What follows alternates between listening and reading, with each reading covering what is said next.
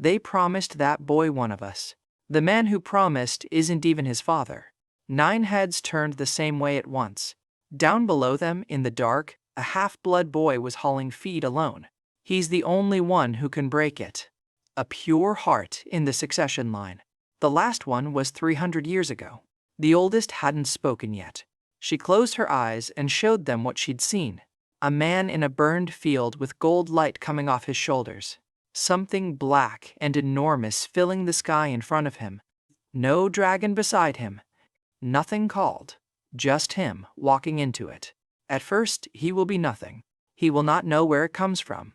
He will think he is only working harder than other men. And on the last day, when they call for summons, 9 of us in the air above him. Not one of us his. He will walk in with nothing at all. That morning started like any other. I was finishing my daily tasks, tending to all the dragons. My stepfather came down to the pens himself to remind me the bond day was tomorrow. He'd never come down to the pens. Not once in 8 years. That night, one of the dragons went down sick off the feed. The feed I hadn't touched in 2 days. By morning, the whole house knew whose fault it was. Blood binds dragons, my stepfather said. And you're not blood. You never were. He promised me the runt in front of the whole house. The one my brother didn't want. 8 years of hauling feed in the dark to earn her.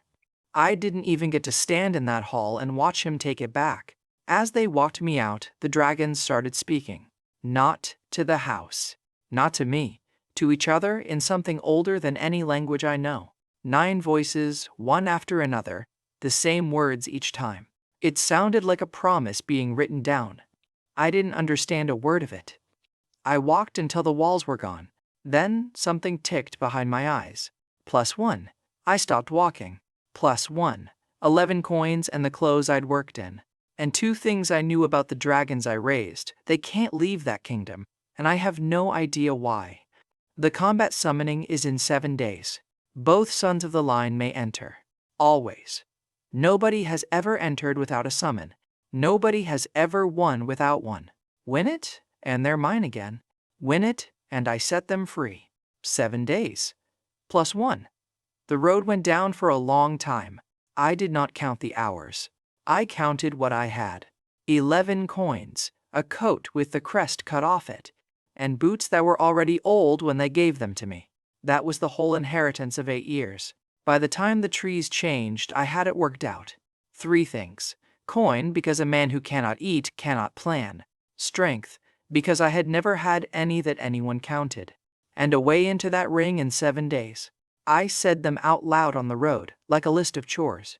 It made them sound possible. Low bench sat on a shelf of wet rock below the house road.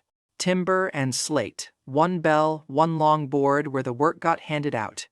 Men stood at that board the way men stand at a gate. I had never been on this side of one before. A big man in a leather apron was reading names off a slate. Short a porter, he said. Deep run. Pays food. Nobody moved. I put my hand up. He looked at me the way you look at a horse. Shoulders, back, hands. His eyes stopped on my hands, and I knew why. 8 years of feed lamps leaves marks you cannot explain away. You've hauled before, every day since I was 11. Name, Cormac, Rufus, he said and wrote it down. Don't put him on the front strap. He's not blooded. That was the whole hiring. Some men waited 3 seasons for a place on a crew. I got one in the time it takes to write a name. Because I was big and I was cheap, and because nobody down there asks what your blood is. We were underground inside the hour. The cut goes in level and then it drops. Pale rock, cart ruts worn into stone, a cold draft coming up from somewhere below that has never once smelled like weather. 6 of us. Straps, lamps, and a rate that was paid by weight, which is a way of saying nobody stops you cutting deeper. Halfway down, one of them started talking about the house. Bond day today, he said. Up top. Which house? The only one that matters. They talked about it the way people talk about a wedding they are not invited to. 9 dragons. 9 in one house in one line, and the heir standing in a hall while they put the marks on his sleeve. One of them said his father had seen a bond day once as a boy. I hauled. The strap bit and I let it. I did not tell them I had fed those 9 that morning. I did not tell them I had been promised one of them, out loud, in front of everyone who mattered, when I was 11 years old. There is no good time to say a thing like that with 100 pounds of ore on your back, I thought, right about now. And 200 feet above me, in a hall I had never been allowed to stand in, they were taking them. Then something ticked behind my eyes. +1. I stopped. It was not like being handed something. It was like a lamp coming up in a room I did not know I was standing in. Somewhere far above, one of them had turned her head. The small one, the runt, the one they had promised me and then taken back. And she had turned first, before any of the others. I could not have told you how I knew that. I knew it. +1. +1. They came one after another, the way you count down a line at feeding. 9 of them. And the strap on my shoulder went slack, not because the ore was gone, but because it had stopped mattering what it weighed. I shifted the load and it moved like an empty sack. I want to be honest about what I thought at that moment. I thought, I am stronger today because I slept badly and I am angry. That is all. That is genuinely all I thought. We went past the marked line because we were paid by weight. The seam down there was good. Better than good, the kind of ore that makes a foreman quiet. And we followed it around a bend into a room that was too big to be a room. Lamps do not reach far in a space like that. What they reach is enough. A curve of something. A ridge of scale coming up out of the dark like a wall that had decided to be an animal. And then the eyes opened. And there were 3 sets of them, and then 5. Somebody behind me said a word I will not write down. They were not goblins. Nobody had said dragons. Nobody says dragons, because dragons do not live in ore caves. They live in stone galleries under great houses with chains on their gates. These ones had no chains on anything. Rufus got his arm across the man next to him. Nobody ran. That is the part people get wrong about fear. Mostly it just stops you. It does not send you anywhere. The nearest one lifted its head and said something. And I understood it. I want to be clear that I did not decide to do this. The words came up out of me the way a name does when someone calls it in a crowd. I did not know I had them. My mouth made a sound like stone turning over. And every head in that room came around. And the temperature of the whole thing changed. I said we were not here for them. I said we were here for the wall on the left. And that we would take what we could carry and be gone before their lamps burned out. And that nobody was going to die in this room today. Behind me, 6 men heard a porter make a noise like a landslide. The big one came forward. It put its head down until it was level with mine, close enough that I could feel the heat coming off the plates of its jaw. And it looked at me for a long time. Not the way a beast looks at meat. The way an old man looks at a boy who has said something a boy should not know. You speak, it said. I was raised with them, I said. With whom? 9 of them. Under a house. Something went through the room then. It moved from one of them to the next, like wind crossing a field. And I could not read it. And I have thought about it a great deal since. The big one stepped back. Just that. 1 step, out of the way. We cut the left wall until the carts would not take any more. 9 tons of dragon watched us do it. And not one of us said a word the whole time. And when we came out, we were carrying the richest ore any of them had ever pulled in one shift. Nobody looked at the ore. They stood around me at the mouth of the cut in the last of the light, and they all talked at once. And it was not the way men talk to a new hire. Say it again, one of them said. What you said to it. Say it again. You talked to it. He talked to it and it moved. Rufus was quiet longer than the rest. Then he said, In 30 years I have never seen a thing get out of a man's way. I told them the truth, which is the only thing I had. I said I grew up around dragons. I said maybe that is why. They took that. Men will take a small answer if the day has been large enough. On the road back, one of them was still lit up about it. And he told me, because a man who is proud will tell a stranger anything, that Rufus was A rank. 30 years, 400 runs, an A on the guild's book. And he's level 3, he said. 3. You know how many people you'll meet in your whole life who are past 2? I said I did not. Highest anyone ever got was 10, he said. 300 years ago. They still say his name. Behind my eyes, quietly, while he was talking, it went past 3. I did not say anything. I had no reason to.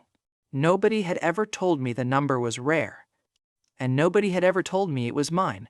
And a man who has hauled feed in the dark for 8 years does not assume he is the exception to anything. So I walked back to low bench next to an A-rank man, listening to him be proud of a 3. And I said nothing at all. Up in the hall, 200 feet above me, they were putting the marks on my brother's sleeve. I was not there. I have had it described to me since by 4 different people, and they all described the same afternoon. 9 names read out, 9 marks. And my brother standing in the middle of it in a coat with his hands out. Then the first feeding. Ordinary meat, off a board, the way it has been done in that house for 4 generations. And the house keeps a tally for it. You feed a bonded dragon, and the tally tells you what that dragon gained. It is a piece of brass with a needle in it, and it has hung on that wall since before my stepfather was born. 9 feedings. The tally read +1 against every one of them. Nobody looked at it twice. A first feeding is supposed to read small. I was halfway through the bread when it happened again. +1. There was nobody within 30 feet of me. No dragons, no cave. A woman was closing shutters across the way, and a dog was going through the ashes of somebody's fire.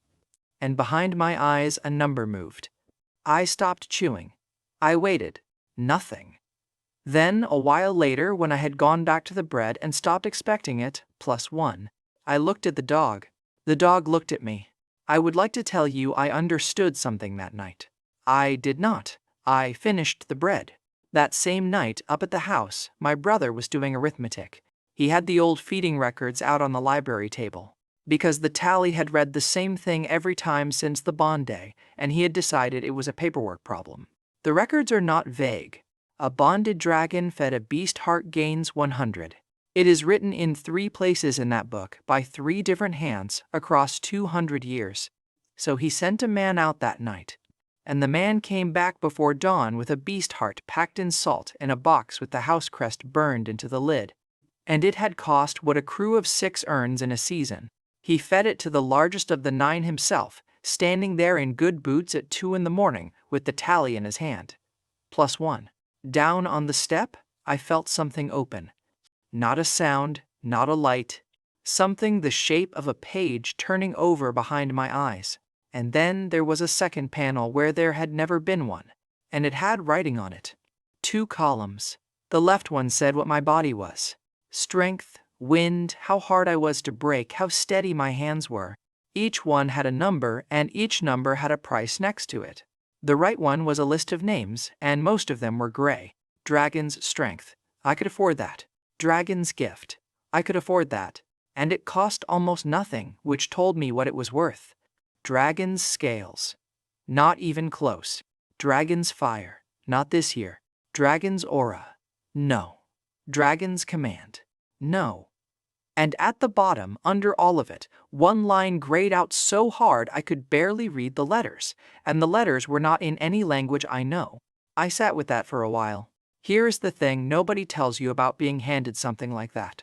There was no voice. Nothing congratulated me. Nothing explained. It was a price list, the way the board at low bench is a price list. And I had been reading boards like that since I was 11. So I did what you do at a market stall when you have 14 coins and no idea what anything is worth. I bought the cheapest useful thing and I waited to see what happened. Dragon's strength. It did not hurt. It was not dramatic. It was like the moment your eyes finish adjusting to a dark room, except it happened in my shoulders and my back and the tendons of both wrists. And when it finished, I sat there flexing my hands open and closed like an idiot. My hands had shaken every morning for 8 years. Feed buckets do that. They stopped that night and they have not started again. That was the first thing I ever bought with any of it. And I bought it sitting on a step in the dark with crumbs on my coat. And I did not tell a single living person. The next morning there was a cart in the middle of the yard with a broken axle and 40 sacks on it. And the whole board had walked around it twice. "Leave it," Rufus said. "That's a 4-man job, and I've got 2. I asked him if I could try. He gave me the look again. It is a specific look, and I know it well. It is the look of a man deciding how much of his morning your failure is going to cost him. Go on then, he said, in the voice of a man who has decided it will be worth watching. I got under the rail and I lifted it. Not the sacks. The cart. The whole thing came up off the broken end. And I walked it, 3 paces, with 40 sacks on the bed, and set it down on the good stones by the wall. Then I stood there because I did not know what to do with my hands. Nobody said anything for a moment. Then somebody at the back said, "That was 4 men." And somebody else said that was more than 4 men. And then everybody talked at once, which is what people do when they need a minute to decide what they just saw. Rufus did not talk at once. Rufus walked over and looked at the axle, and then at the stones where I had set it down, and then at me. "Where are you from?" he said. "Up the road. Everybody's from up the road." I put my hands in my coat and did not answer. And after a while he wrote my name at the top of his slate instead of the bottom, and that was that. In the morning he decided the animal was defective. That is not a guess. He said it out loud in front of 2 handlers. And one of those handlers told the story in a tavern 8 days later, which is how half of this account exists at all. The big one, the slow one, obviously. So he moved to the second. Same box out of the salt, same price, second heart in a week, fed by his own hand at the gate while the sun came up. +1. He stood there afterwards doing the sum out loud. 200 gold, 2 dragons, 2 points. One of the handlers made the mistake of asking whether they might perhaps stop. He did not stop. He ordered both of them worked at dawn. That day I took every shift they had. Part of it was that I needed coin, and part of it was that I had found out I was good at something in front of people. And if you have never had that happen to you late, I cannot explain what it does. I took a double, down at dawn, up at dark, and then down again with the second crew because 2 of theirs had cried off. Somewhere in the middle of it, the winch jammed on the incline with a full cart behind it, and they were rigging the block and tackle to bring it back down when I put my shoulder into it and walked it up. That is when the betting started. There is a lot of standing around in a mine, and men will make a wager out of anything. By the end of that shift, there was a book running on me against the winch. Then me against the winch with 2 men on it, and Rufus was holding the money in his hat and telling everyone that this was undignified while holding the money in his hat. I paid out 14 coins that night and took in 21. I had come down that road with 6 days before I had to walk into a ring and beat every kingdom in the world, and I was extremely pleased about 21. I slept like a dropped tool. And while I slept, up at the house, 2 dragons who had been driven since before dawn stood in the dark with their heads down. And every hour of it came down the mountain and landed on a man asleep in a hayloft with his boots still on. I woke up stronger than I had gone to sleep, and I had not done anything. That is the part I want you to sit with, because I did not. I got up, I ate. I thought, good week. The retainer came in at first light. You can tell a houseman at 400 yards. It is not the horse, and it is not the coat. It is that he rides down the middle of a road that has carts on both sides of it, and the carts move. He came to the board, and he did not get off the horse. And Rufus went out to him and stood there with his hat in his hands the way you do. I was up on the loading rail with a strap over my shoulder, and I watched the whole thing without appearing to watch any of it, which is a skill you learn in a house. He asked about new hires. Rufus said there were always new hires. He asked about a big one. And Rufus, who had known me for a day and a half, who owed me nothing, who was standing in front of a mounted man in house colors with his hat in his hands, said that he had a lot of big ones. And did the gentleman have a name to go with it? The retainer looked past him, up the yard, along the rail, at the men. I put my head down and moved a sack that did not need moving. "Brannan," he said, to nobody in particular. The way men like that give you their name as a warning rather than an introduction. "I'll be about." Then he turned the horse and went up the yard at a walk, slowly, all the way, so that everyone could watch him do it. I want to be honest about what I was thinking on the way down, because it was not brave. I was thinking about the price list. 5 days. 21 coins, an arm I had bought on a step, and 5 days. The deep level is not darker. That is the thing that gets you. It is a wider dark. And the draft comes up warm. There were 4 of them in the gallery at the bottom. And they knew we were coming a long time before we got there. I put the lamp down and said good morning. It is a hard thing to explain to somebody who has not done it. The words are in me and they come out and my own ears hear stone. The one nearest the wall answered before I had finished. And what it said was that we were the ones from above, and that we were smaller than expected. I said we were here for ore and not for them. I said the same terms as before. Everything we can carry, gone before the lamps burn out, nobody dies today. And then, because I had been doing sums in a hayloft half the night, I asked for more. I asked about the seam on the east side. Nobody has cut it in 20 years. Because 20 years ago 4 men went in there and did not come out. And everybody in Low Bench knows exactly why, and nobody at the guild has ever written it down. I asked if we could have it. There was a long pause. And all I could think during it was that I had asked a wild dragon for a favor on the 4th day of a job that paid in bread. It said we could have the east side. It said the water was theirs and the rock was not. I said thank you, which I am told is not a thing you say. And it put its head down and did not say anything at all. Behind me, Rufus said very quietly, "What did it say?" "We can have the east seam. Ask it if the roof's sound." "Rufus, you're the one who can, lad. Ask it if the roof's sound." So I asked, and it told me, and it was more particular about the roof than the guild surveyor had been in 30 years. By the middle of the shift, Rufus had stopped asking politely and was simply calling questions up the gallery. Ask about the water. Ask where the draft comes from. Ask if there's another way up. The way a man shouts to his mate through a wall. 2 days earlier, he had written my name at the bottom of a slate. Now he had 9 tons of wild dragon on retainer, and he was using it to plan a shift. We cut the east seam until the carts sat down on their springs. I do not have the words for that ore. Rufus had the words, and I will not write them down. It came out of the wall in slabs with the color running through it like fat through meat. And after the first hour, the men stopped saying what it was worth, because the number had gone somewhere their mouths could not follow.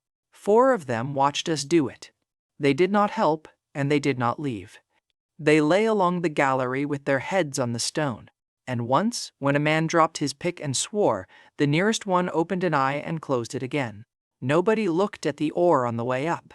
Every man on that crew came up out of the deep level and out through the boss room and up the incline, and not one of them looked at the ore. They looked at me. Brandon was at the mouth of the cut with 9 men.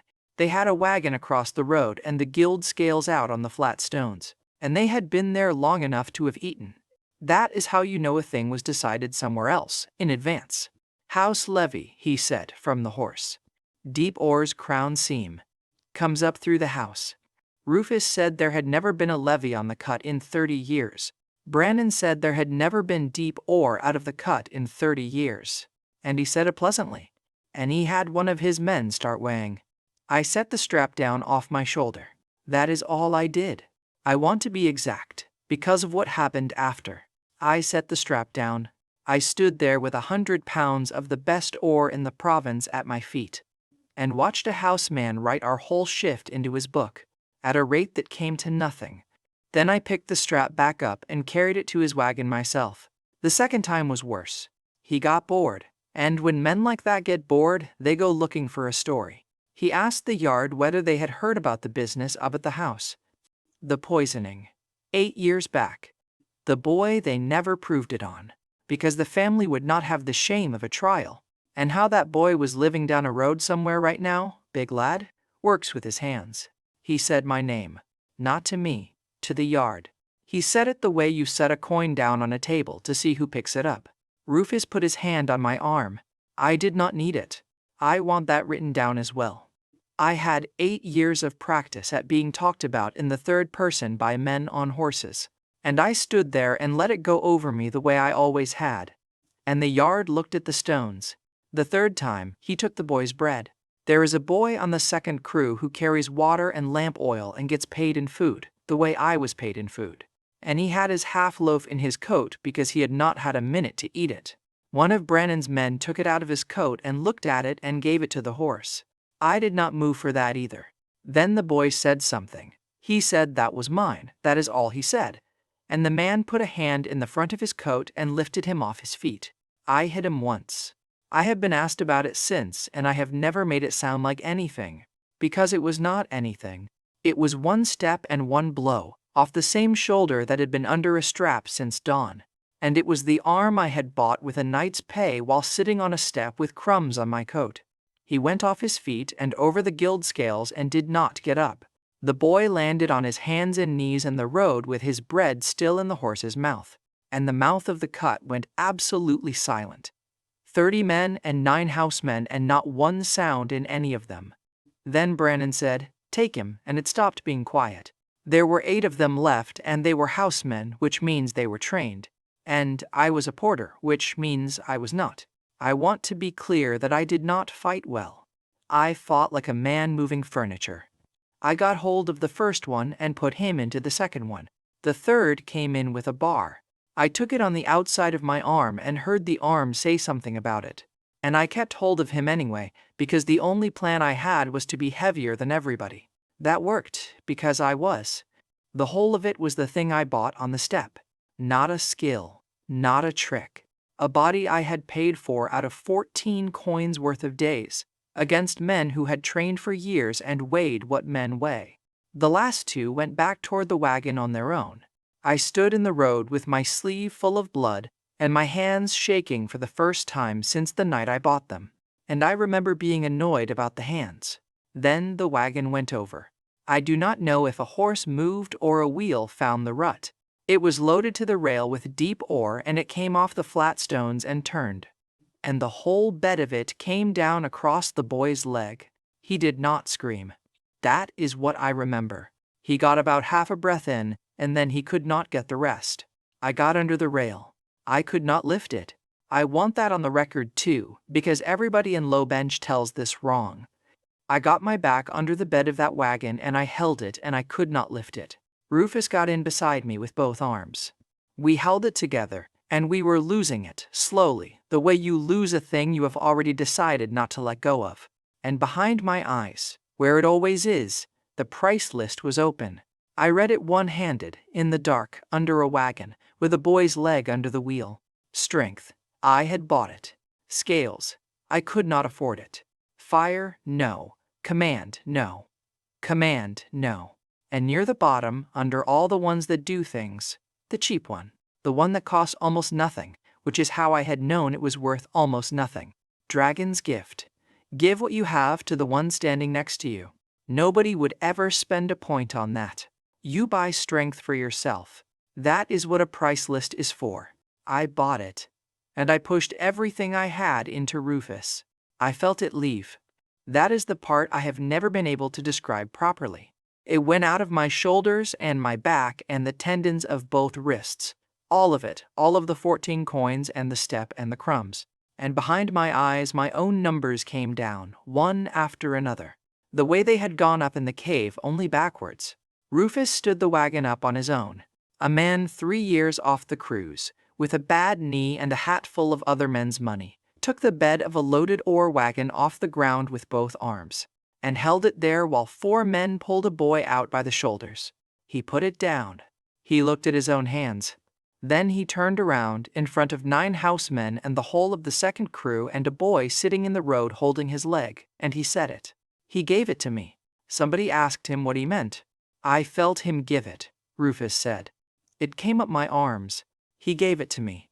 I want you to notice what nobody said. Nobody said he can do that. Nobody asked me a single question about how. What went round that yard, and up the road, and into the village before the light was gone, was not, the porter has a power. It was, he gave it away. That was the part they could not get over. That was the part they told. Brannon got back on his horse. He had come down for a levy and he was leaving with a wagon he could not weigh, 2 men in the road, and a story he could not tell the way he had planned to tell it. He looked at me for a while from up there. Tell the house, he said, to his own man, not to me. Tonight? Then they went up the road, and they did not go slowly this time. Rufus found me sitting on the flat stones afterwards with my sleeve tied off. What are you? He said. Not unkindly. He asked it the way you ask a price. And I nearly told him. I had it in my mouth. I was going to say the number, because it was the only true answer I had, and because I did not think it was a secret. That is the thing. I had been carrying it for 2 days, and it had never once occurred to me that it was mine in particular. I thought it was weather. I thought everybody had a list behind their eyes, and everybody watched it move, and everybody was too polite to bring it up, the way nobody at a workboard tells you what they earn. So I did not say it because I was hiding it. I did not say it because it seemed like a strange thing to talk about. I'm a porter, I said. Rufus looked at me for a second longer than that answer deserved. Then he told me to go and get the arms seen to, and to be at the board at dawn. 200 feet down, my hands started shaking. Not the old shake. The other one. It came up through my back on the incline with a full cart behind me, and for about 4 steps I thought I was going over. Then it landed. I have tried to describe this to exactly one person since, and I did not do it well. It is not like being handed a thing. It is like standing in a doorway when a room the other side of it fills up with water. It came in waves, one behind another, and every wave had a number on it. And the numbers were not small. I stopped in the middle of the incline with the cart on the rope and 8 men behind me. Move, somebody said, reasonably. So I moved. I want to be accurate about what happened next, because the crew tell it as a feat, and it was not a feat. It was a man spending money the moment it arrived. Every wave that came in, I put straight into the rope. The cart came up the incline at walking pace, then at more than walking pace. The winch crew were still cranking on the drum, and the rope had gone slack in front of them, and one of them was shouting at the other one to stop hauling. And neither of them had touched it in 20 feet. At the top, I set it down, and the whole shift had stopped working to watch. Nobody was cutting. 200 feet of gallery and not one pick going. Rufus came down the drift with his lamp up and looked at the cart, and then at the slack rope, and then at me. And he did not say anything at all, which, from Rufus, is a paragraph. The roof went about an hour later. There is a sound before it, and everybody who works underground knows the sound. And the trouble is that knowing it buys you about a second and a half. It came down over the number 4 crosscut with 4 men under it. They got their arms up. That is all men can do. 4 of them stood there in a row holding a piece of a mountain on their shoulders. And the props were out of reach behind it. And everybody could see exactly how the next minute was going to go. I was 30 feet back. I did not think about the price list. I want that on the record, because afterwards people asked me what I decided, and I did not decide. I had used the thing once, under a wagon, and my body had learned it the way your hands learn a tool. I got a hand on the nearest one's back. It only works if you are touching. I found that out under a wagon, and I have never once been able to get around it. 1 hand, 1 man, and that is the whole of what that line does. Except they were shoulder to shoulder under the same rock, 4 of them, arms locked. And it went through all 4 of them like water finds the next thing. I felt where it landed. That is the part nobody believes. I felt it in all 4, the way you feel which finger a splinter is in. The nearest one made a noise. The far one on the left, who is 60 years old and has a bad chest, straightened his arms. They held it. 4 men held a fall that 4 men do not hold. And they held it long enough for the rest of the shift to run the props in underneath. 1, 2, 3, 4. And the timber took it. When they came out from under it, they were laughing. That is what men do. Not one of them looked at me, and I was empty. Not tired. Empty is a different thing, and I had never felt it before. My back had nothing in it. My arms had nothing in it. Behind my eyes, every number I owned was down at the bottom of where it lives. And I stood there in the drift with my hands on my knees like an old man on a hill. Then something came up the drift. I heard it before I saw it, in the water at the low end. And it was not a man, and it was not a cart. Whatever the deep level keeps, some of it walks. It came up out of the flooded end with the lamplight going over it in pieces, and it was between us and the way out. There was a pry bar leaning on the rib 2 feet from my hand. I could not lift it. I want you to understand that plainly, because everything people say about me starts after this and skips it. A minute earlier I had put 4 men under a roof and held a mountain up with them. and I stood in a wet drift with a bar of iron at my feet, and I got both hands on it and I could not bring it off the ground. And the thing came on up the water towards 6 men who had just been saved by somebody who had spent everything doing it. That is the cost. Nobody puts it on the price list. It is on it. Then a voice said in my own head, absolutely level, take it back. I have heard a lot of things underground. This was not that. This was inside, where my own thinking is. And it was not my thinking. And it was a woman's voice. And it was tired in a way I did not have a word for yet. I said, out loud, in a drift, in front of 6 men, take what back? Nobody answered me. The men behind me heard a porter ask the dark a question. But my hands already knew, the way they had known under the wagon. It goes out. It can come the other way. I pulled it back. All 4 of them. I felt them let go of it, and it came home up my arms. And the old man on the left sat down suddenly because he had been leaning on something that stopped being there. And the panel was open behind my eyes with everything I owned in it, sitting in one column, more than I had ever had at once. Because a whole shift of a flood had gone into 4 men and come back out again. I read the second name down the skills list. The one I had been reading every night since it appeared, the way you read a price you cannot pay. Dragon Scales. The thing came out of the water.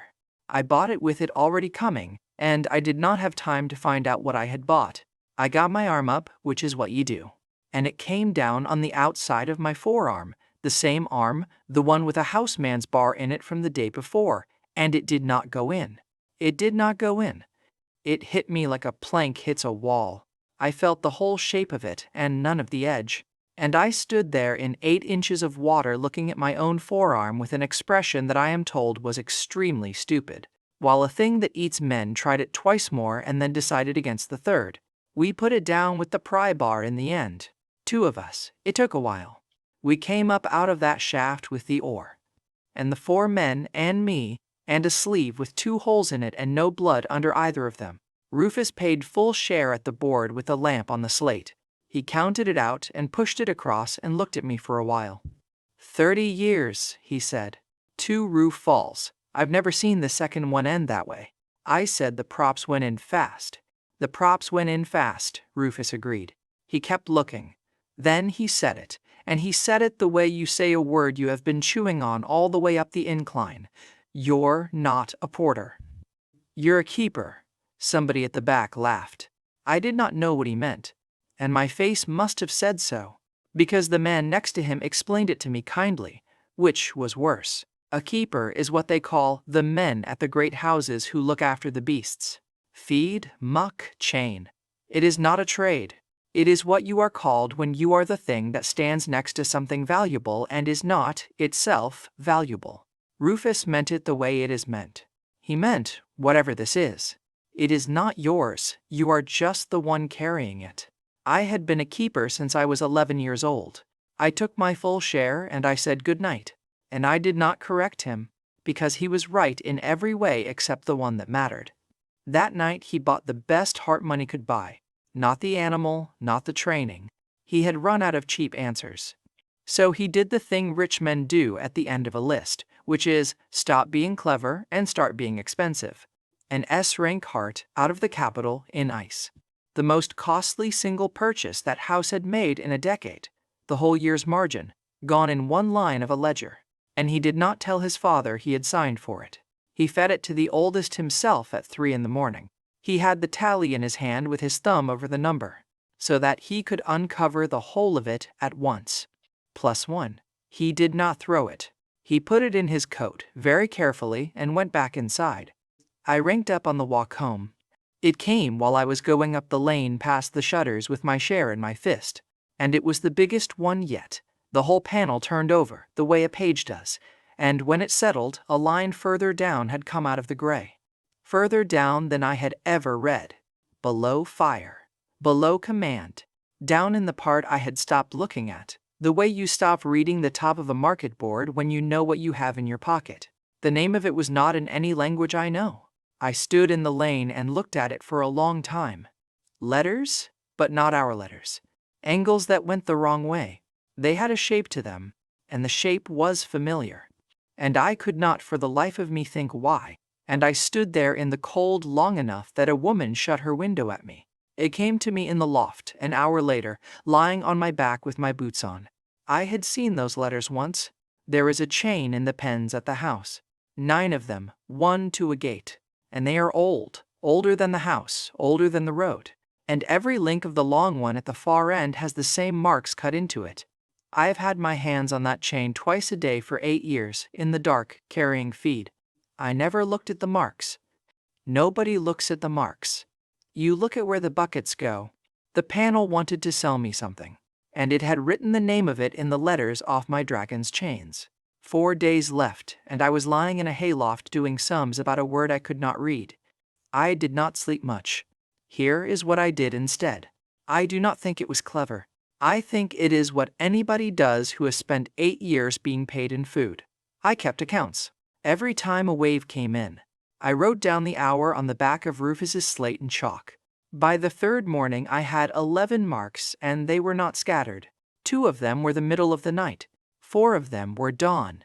1 was a Thursday afternoon, and I could not place it. The rest sat in a lump around first light like men waiting for the board to open. Dawn. Every time, dawn. I knew what happens at dawn up at the house, because I did it for 8 years. The pens get opened. The 9 come out. Whatever is going to be done with them that day gets started before it is properly light, because that is how the house has always done it. I did not tell anybody the theory. I tested it, which is a thing I had learned to do from a price list. I took the dawn shift the next morning, and I told 6 men to watch me. Watch you do what? Rufus said. I don't know yet, I said, which is a sentence that gets you a reputation. We went down at 4:30. At 5:20, 300 feet under a mountain, with 6 men standing round me holding their lamps up like idiots at a hanging. It hit me hard enough to put me on one knee. I got up and I lifted the front of a loaded cart off the rail with one hand. Nobody said a word. Then the youngest one on the crew said, he knew, in the voice of a man watching a card trick. And Rufus told them all to get back to work. And one by one they did. And every single one of them looked back on the way. That was the first time I was right about it in front of witnesses. I have had bigger days. I have never had a better one. She spoke to me that night. I was on the road above Low Bench where it turns and you can see the house lights, which I did not go and look at often. And I was looking at them. You worked it out. The same voice. Level, tired, inside where the thinking is. I said out loud, who is that? You know. And I did. I want that written down properly, because everybody assumes I was told. I had known for 2 days and had not let myself have it, the way you do not let yourself count money that is not in your hand yet. It was the oldest, the one at the far gate on the long chain, who was old when the house was young. I asked her how. You carried us for 8 years, she said. Buckets. Twice a day. In the dark, before the light, when nobody was watching you do it. I said that was the job. It was not a job. Nobody paid you. They paid me in food, I said. I was their keeper. There was a long silence, and I stood on a cold road and understood that I had said something enormous without meaning to. Then she told me. The bond day, 8 years ago, where they said my name and then said the other one instead. They were in the hall for that. All 9. And they had already decided, weeks before, in the dark, the way they decide things. Not a vote. She said, there is no word for it in your mouth. That the boy who came with the buckets was theirs, whatever the men in the hall wrote down. So on the night before he was bound, all 9 of them spoke, one after another, the same words each time. I have heard those words. They are in the first minute of the worst day of my life, and they were the last thing I heard before the road. I thought it was a curse.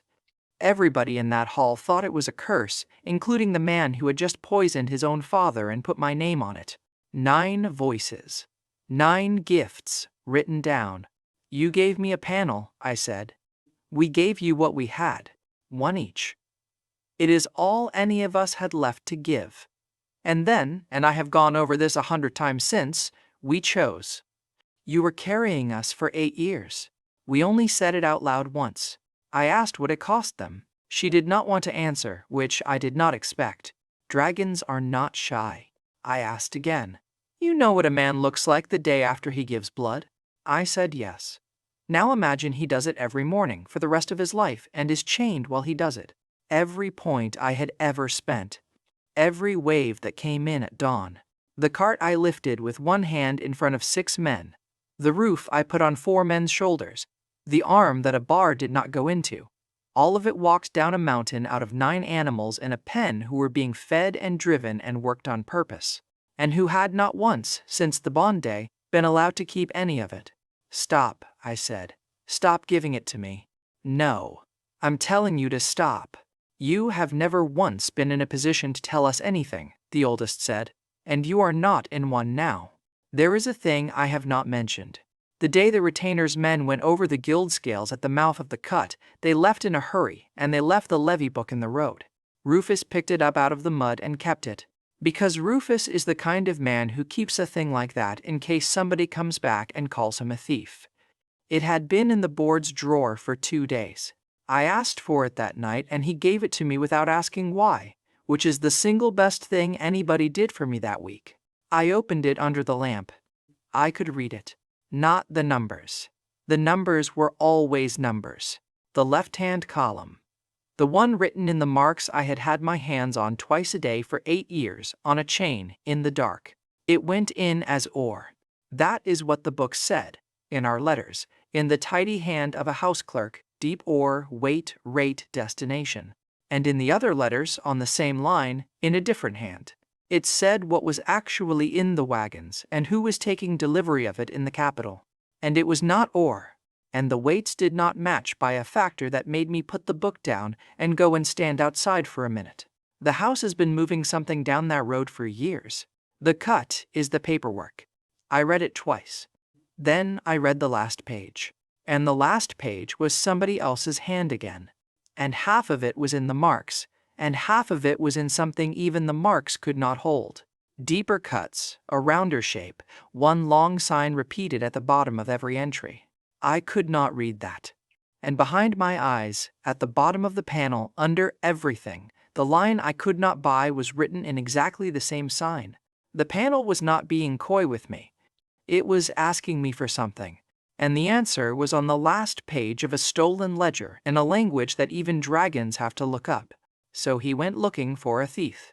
That is what happens next. And I have never once found it funny, although everybody I tell it to does. A man who has spent a year's margin and cannot find the error in his own arithmetic decides the error is a person. He called it theft. Somebody was skimming the pens. And he put an auditor on 8 years of feed rounds. 8 years of buckets, twice a day, before light, signed for at the bottom of every page by the same hand. He was looking for the boy who took something. The ledger kept showing him the boy who carried it. He did not see it. He saw a name on every page for 8 years. And a name on every page is a suspect, and he sent for the retainer that afternoon. I was reading his father's books at the same hour, and I made a decision on the strength of it. No more being careful. I had been 4 days in low bench doing the thing I had done my whole life, which is be very large and very quiet and hope the day goes past me. And it had got me a hit arm, a levy, my name said out loud in a workyard as a poisoner's name, and a boy with a wagon wheel through his leg. There is a contest in 3 days. Every kingdom sends an heir. Whoever wins it is a king of his own ground. And a king can overrule a house. And there is no other door in this world that a feed boy is allowed to walk through. I said it to Rufus at the board in front of the morning crew, because if I said it in private I would have talked myself out of it by noon. I'm entering the summoning. Rufus put the slate down. I told them what I was saving for. 3 lines, out loud, in order, the way you read a list at a market. One that stops a hit. One that carries fire. One that takes the hurt off somebody else and puts it on you. I said I had none of them. And I said what each one cost. And I said how many shifts that was. That's not what wins a summoning, somebody said. You need a beast. Then they'll see me do it without one. There was a silence that I have thought about since. It was not the silence of men agreeing with you. Rufus picked the slate back up. Dawn shifts yours till then, he said. Double rate. You'll want the points. He had understood the whole thing in 11 words. and he never once asked me to explain it. And that is why I would still walk into a fire for that man. 2 at once, that time. 2 hearts. He had worked out that his experiment was badly run. 1 animal at a time proves nothing. Because the animal is the variable you cannot control. So he did it properly. 2 gates, 2 boxes out of the ice, 2 feedings in the same quarter of an hour. And he stood between them with the tally in both hands like a man weighing bread. +1. And +1. Here is the thing that makes him worth talking about. He was not surprised anymore. He wrote both numbers down neatly in a straight column under the others. Then he ordered 2 more for the morning. By then the house's money was moving out faster than the house's trade could bring it in. And 200 miles down a road, a man in a hayloft was about to have the best week of his life. A keeper with no dragons. The house's answer came down the road that same evening. Not the retainer. I was watching for the retainer. I had got used to the retainer. And there is a kind of comfort in a man who at least rides down the middle. This was a rider in house colors who did not stop. He came through low bench at a canter with the road clearing in front of him. And he went past the board, and past the cut, and he did not look at anybody. And he was carrying something in a case across his back. Rufus watched him all the way down the shelf. "That's not for us," he said. "No, that's a man going to fetch something." The line broke in about 90 seconds. They had 40 men at the gate, which is every man who could hold anything. And I got there while it was still 40 men. And it did not stay 40 men. The middle went. Men do not run at first. I have said this before. Mostly they just stop. And stopping in a gate is the same as leaving it. I got up on the crossbeam above the gateposts so I could see the whole of it. Behind my eyes I had 3 days of dawn shifts. I had been saving. I had it all written down like a household, so many for scales, which I already had. So many for the one that carries fire? So many for the one at the far end that takes another man's hurt off him. 3 lines and every shift left before the ring, and a plan I had said out loud in front of the morning crew. And halfway down the panel, above all 3 of them, there was the second tier of the line I had bought for almost nothing under a wagon. The useless one. The cheap one that does nothing for you. The first tier is 1 man, and you have to be touching him. The second tier is everyone you can see, in a line, and you do not. Dragon's Wing. It cost more than scales and fire together, which is to say it cost the whole plan. 3 days to the ring. 3 days of dawn shifts standing between me and every line I had said out loud at that workboard. I want to tell you that I stood on that beam and weighed it. I did not weigh anything. I bought it standing on a crossbeam over a gate with 40 men going backwards underneath me. And the price came off. And the plan I had made out loud in front of 6 witnesses went with it. Then I put it down the line. Every man on that gate. Not one at a time. Not by touching. I looked along the whole crooked row of them. Rufus at the near post, the 60-year-old with the bad chest, the boy with the mended leg who had no business being there, 400 people's husbands. And I opened my hands and let go of everything I had. It went out of me like a roof coming off a building. And I felt it land in 40 men at once. I have been asked what that is like. And the honest answer is that it is the only time in my life I have known exactly where everybody was. 40 places, all at once, all lit. I knew which of them were afraid. I knew which one had a bad arm. I felt the old man's chest fill up. Down under me somebody shouted. I felt that exact thing out loud in the middle of it, and then somebody else shouted it. And then the whole line was making a noise that I have never heard men make before or since. The gate stopped going backwards. Here is the part they do not tell in the village version, so I will. While that was happening to them, this was happening to me. Behind my eyes every number I owned went down. Not spent, the way you spend a coin and then you have a thing. Poured. I watched my own strength come off the panel in a long slide, and I watched their side of it hold. I could feel it holding, 40 men's worth, steady as a wall, and the arithmetic of it is very simple and very stupid. The strongest man in that village put himself on a beam above the gate and made himself the weakest man in it, on purpose, in about 4 seconds. I could not have lifted a bucket. I stood up there holding a post with both arms, and watched 40 ordinary men, carpenters, a baker, two brothers who fight each other every Saturday, hold a gate that was not holdable, with my weak in their arms. The gate held. I watched the whole of it from a crossbeam, unable to get down, which is a thing I would not wish on anybody. The baker went first. He is not a big man. He put his shoulder into the near post and took two of them off the road on his own, and stood there afterwards looking at his own hands with his mouth open. The two brothers who fight every Saturday ended up back to back in the gap in the middle without either of them deciding to, and they held that gap for the rest of the night, and they have not fought on a Saturday since. Somebody's wife came out of a doorway with a coal shovel and joined the line, and nobody sent her back, because she was, at that moment, quite plainly stronger than her husband. The old man with the bad chest stood in the gate for 20 minutes and did not cough once. That is what it is. It is not a spell that fights for you. Nothing came out of my hands and killed anything. 40 tired, frightened people were exactly themselves, with more in them than they had, and they did the rest.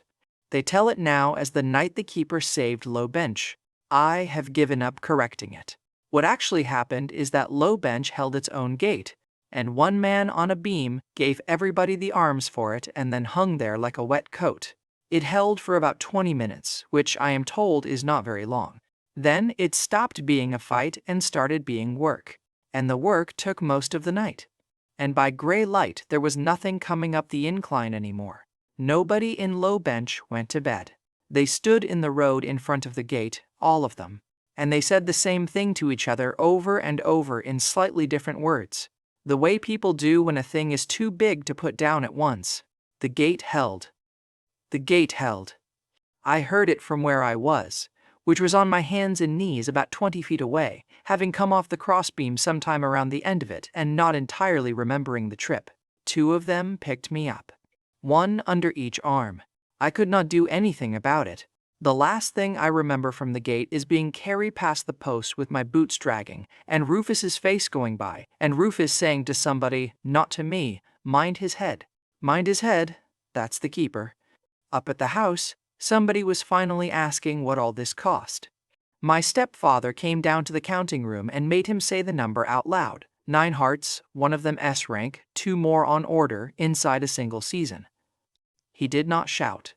I have been told he never once shouted in that room in 40 years. He explained. The only reason the house could pay for any of it was the trade going down the cut road. And the trade going down the cut road was not the sort that survives an audit. And a house that did not need the money could have stopped any time it liked. And a house that needs it cannot. You have made us need it. Then he signed for the 2 hearts anyway, which is the whole of that family in one gesture. I slept for a day and a half, and when I came down the ladder, the village had decided something about me. I could tell before anybody spoke. It is a specific way people look at you when they have talked about you in your absence and come to an agreement. They called me the keeper. The same word Rufus had used at the board with the lamp on the slate, when he meant, whatever this is, it is not yours, you are only carrying it. They did not mean that. A woman I had never spoken to put bread in my hands. The man with the bad chest came and stood in front of me and could not think of anything to say, and shook my hand for slightly too long. The boy with the mended leg had told everybody, at length, that he had been on the gate, which he had. Nobody said thank you. Not one of them. That is not how it works down there. They just used the word all day, in the ordinary run of sentences. Ask the keeper?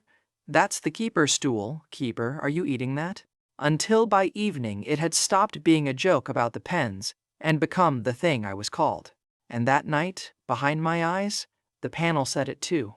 A word came up above everything else, above the 2 columns, where there had never been anything at all. Keeper. I sat down on the step where I had bought my arms 3 nights earlier with crumbs on my coat.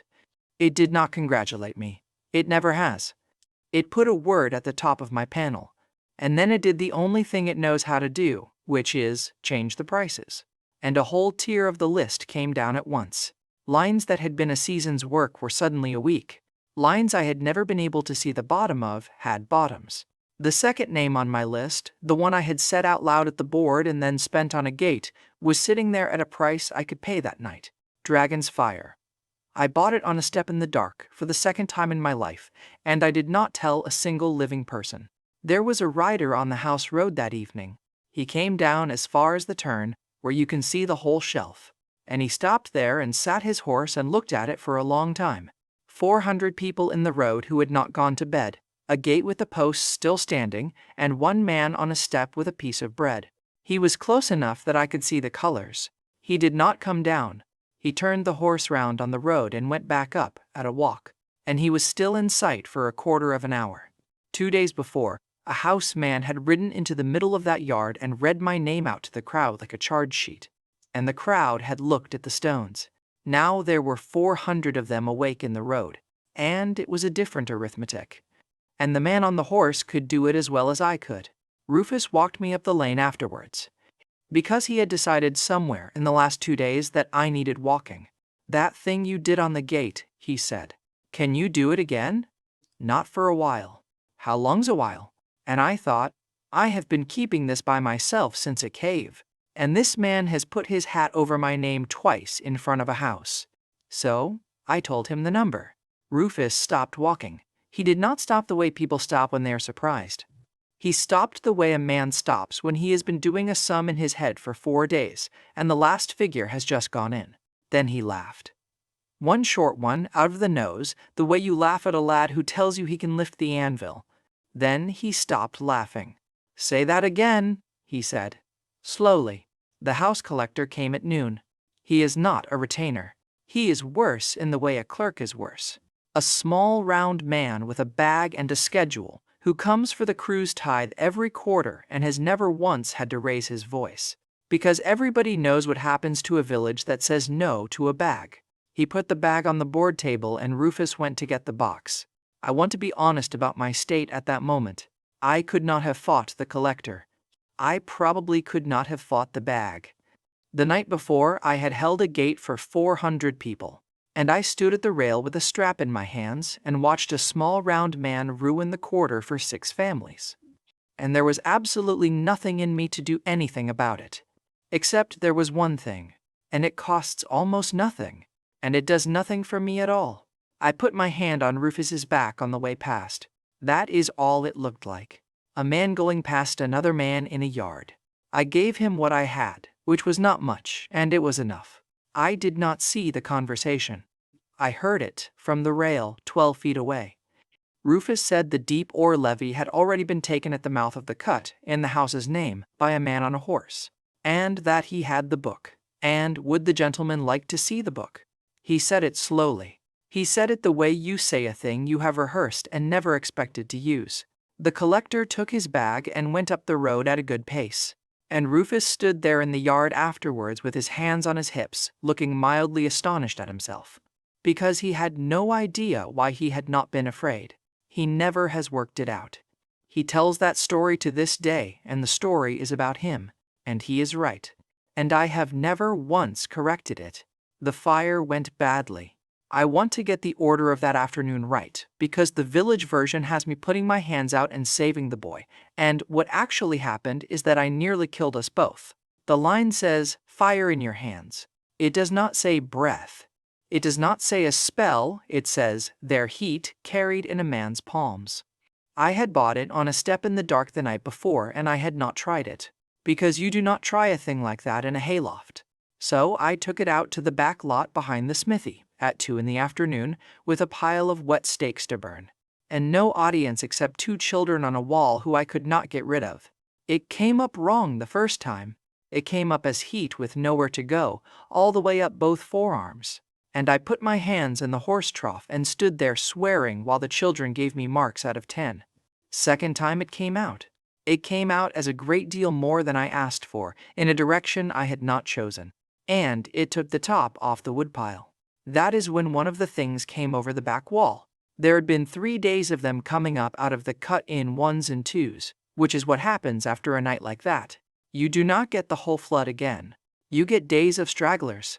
This one came over the wall and it went straight past me at the children, because I was large and moving and they were small and still. And there was one on the wall and one already down in the lot. I did not steady anything. There was no time to steady anything. I put both hands out with everything I had in them and I burned it out of the air. I also burned the smithy fence, one of my sleeves, and the whole of both hands, palm to wrist, badly enough that I could not close them properly for the rest of that day. The boy who was down in the lot got up, entirely unhurt, walked over, and asked me if I was all right, which is when I found out I could not answer, because I was doing the thing where you make a noise through your teeth. Half the back lot came round the corner at the noise. What they saw was the keeper of Low Bench sitting in the dirt with his hands in a horse trough, a fence on fire behind him, and a dead thing in 2 pieces. There was a man at the back. There is always a man at the back, who said to his mate not quietly enough, anyone could do it with what he's got. They came for me that same afternoon with a coach, an actual coach, on the Low Bench shelf, which had to stop at the turn because the road does not take one. A driver came down on foot to fetch me. I went, with both hands bandaged like a boxer, because I wanted to see it. The house at the end of the ride was a good house. 2 floors, glass in the windows, a garden that somebody was paid to keep. There was a fire lit in the afternoon, which is a thing only rich people do. The man inside was about 40 and he was built like me. That is the first thing I saw and it went through me like cold water. Same shoulders. Same hands under the manicure. He had the look of a man who had hauled for a living once and had not done it for a long time. "You're the boy from the pens," he said. I was the boy from the pens. He gave me wine I did not drink and told me his half of it. 22 years ago, a different lord, the same arithmetic, a big lad on the wrong side of a bedsheet, a bond day he was not invited to, a road out. "Did they promise you one?" he asked. I said they had. "They promise us all one," he said. "It costs them nothing to say it and it keeps us in the pens until we're grown." I asked him what he did about it, and he smiled, and it was not a cruel smile, that is the part I could not get past. It was a perfectly kind smile, and he said, "They sent me because I said yes." The offer was on the table in a folded paper and he did not make me open it. A name. Not his name, a real one, in the registry, with a family behind it, in a district where nobody would know what my hands had been for. 40 a quarter, for life. And one condition, which he said as though it were an afterthought and it was the whole document: do not enter the summoning. That's it? That's it. Live somewhere warm, eat something that isn't bread. He turned the paper round with one finger. You've had a very loud week. They can't arrest you now, you've made that impossible, and honestly, well done. So they'll buy you instead. This is the good end of it. I am the good end of it. I sat in a chair with a fire lit in the afternoon and both hands bandaged, and I counted. 14 coins had been the best day of my life 4 days ago. 40 a quarter is not 14 coins. 40 a quarter is a different species of number. And I knew exactly what it looked like. Because I had been doing sums since the first day on that road. I had my hand on the paper. I want that in here. Not near it. On it. Look. She had not spoken to me since the road above Low Bench. It came in the way it always comes in, level and tired, in the room where the fire was lit. And she showed me the yard. I do not know how that works, and I have never asked. It was not a picture in front of me.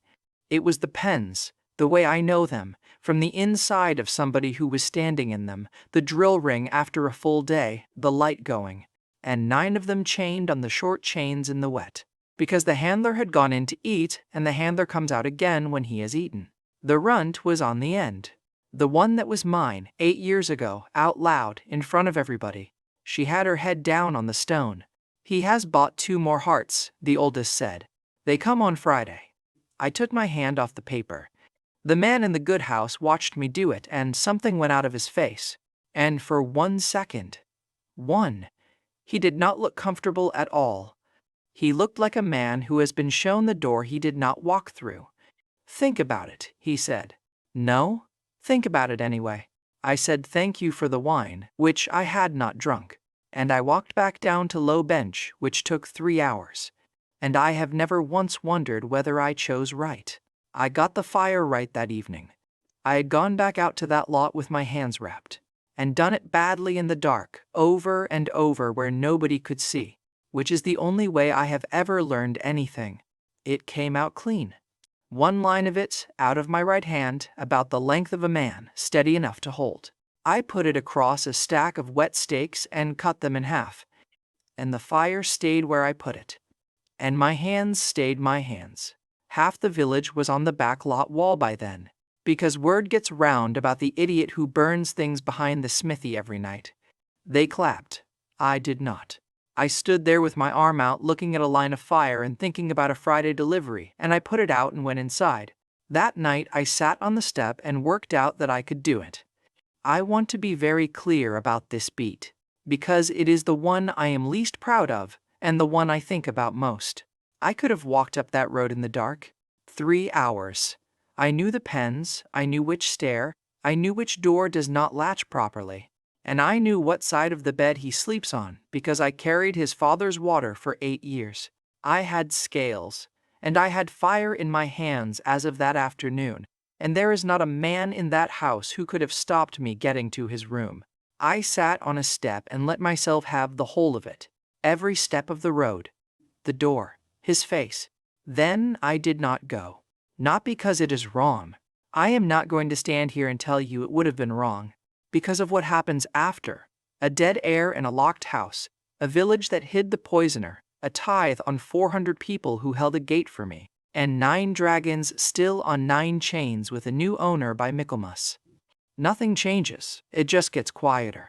The ring is in the open, in front of every kingdom, and the man who wins it is a king on his own ground. And a king can say a thing out loud that a house has to obey. I want it public. If it is not public, it does not count. 2 days. I went up the road at dawn anyway. Not to the house. To the drill yard, where they run the 9 at first light, in daylight, up the middle of the road, with my hands still bandaged. I did not tell anybody I was going. By the time I reached the turn where the rider had sat his horse, half of Low Bench was on the road behind me. It hit me at the bottom of the hill. 9 of them, one behind another, the way they came in the cave on the first day, only this time each wave was the size of the whole gate night. I stood at the turn with both hands bandaged and it kept coming. And I remember thinking, quite calmly, that something terrible had happened up there. Because I had learned by then that the size of a good morning tells you the size of somebody else's night. I was right. I did not know how right. I found that out much later. Behind me, half of Low Bench was on the road. I had not asked them and I did not want them. I want that stated, because the way it gets told now is that the keeper marched on the house with the village at his back, like a thing off a tapestry. What happened is that I went up the lane at dawn on my own, and by the shelf road there were 9 of them behind me. And by the first bend there were 50. And by the time the road started to climb properly, there were something like 200, including the baker, both of the Saturday brothers, and a woman with a coal shovel. And they could not keep up. That is the part nobody puts in. It is a 3-hour climb from the shelf to the house gate, and it is a hard one. And they were mine workers and old men and one boy with a leg that had had a wagon on it. 20 minutes up the incline, and the back of that column was strung out over half a mile, blowing like horses. 200 exhausted people arriving one at a time at a drill yard full of armed housemen is not a crowd. It is a queue. So I stopped. And I walked back down the line, and I put my hands out and gave it to them as they came. Not the roof. Not the way I did it on the gate. I had a thing to do at the top of that road, and I was not going to arrive empty. A hand's worth each. Enough for a hill. You could see it go along them. The line straightened out. The talking started up again. Somebody at the back started a song, which I would like on the record as the worst decision of the day. And 200 people came up the last quarter mile of the house road at a walking pace, in step, not out of breath. The house men at the gate counted them twice. I watched them do it. They counted, and then they stopped and counted again, because the number was not the problem. The number was fine. They had spears and we had a coal shovel. The problem was that nobody in that crowd was breathing hard and nobody in that crowd was afraid.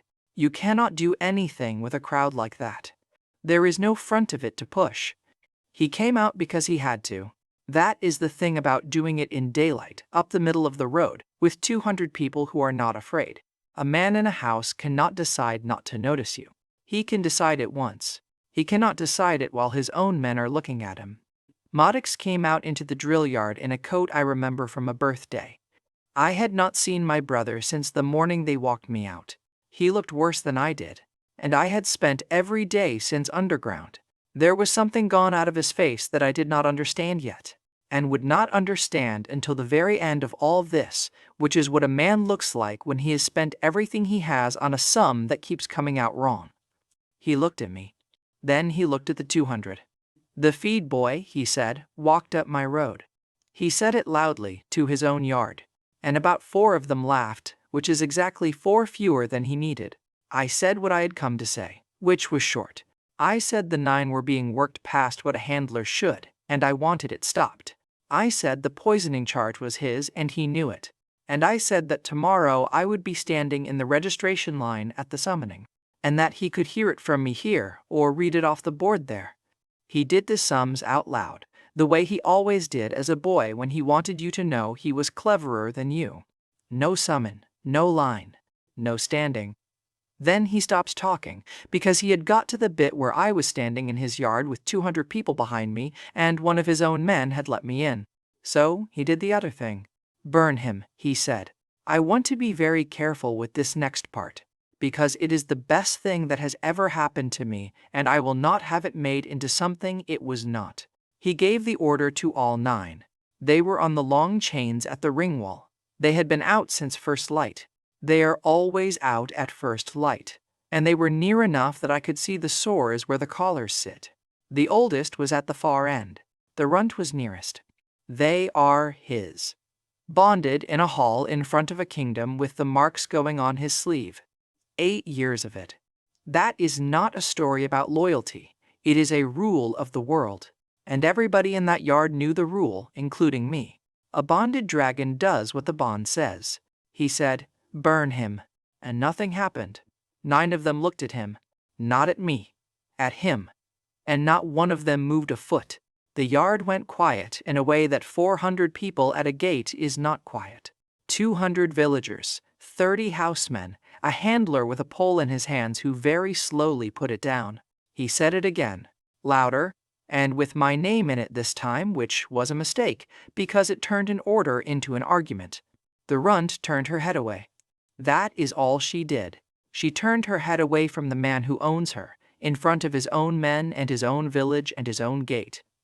And I have watched men have their houses burned down, and I have never seen anything take as much off a man as that did. Then he came at me himself, which I did not expect, and which I have respected him for ever since in a small and complicated way. He is not nothing. Everybody thinks he must have been nothing. He was raised by the best fighting master in the province from the age of 6. He is quick. And he had a blade, and I had 2 bandaged hands. He put the first one through where my ribs were going to be, and I let it hit me. It did not go in. I saw his face do the thing my face had done in 8 inches of water, in a drift, 3 days earlier, the total blank refusal of a man watching a rule not apply.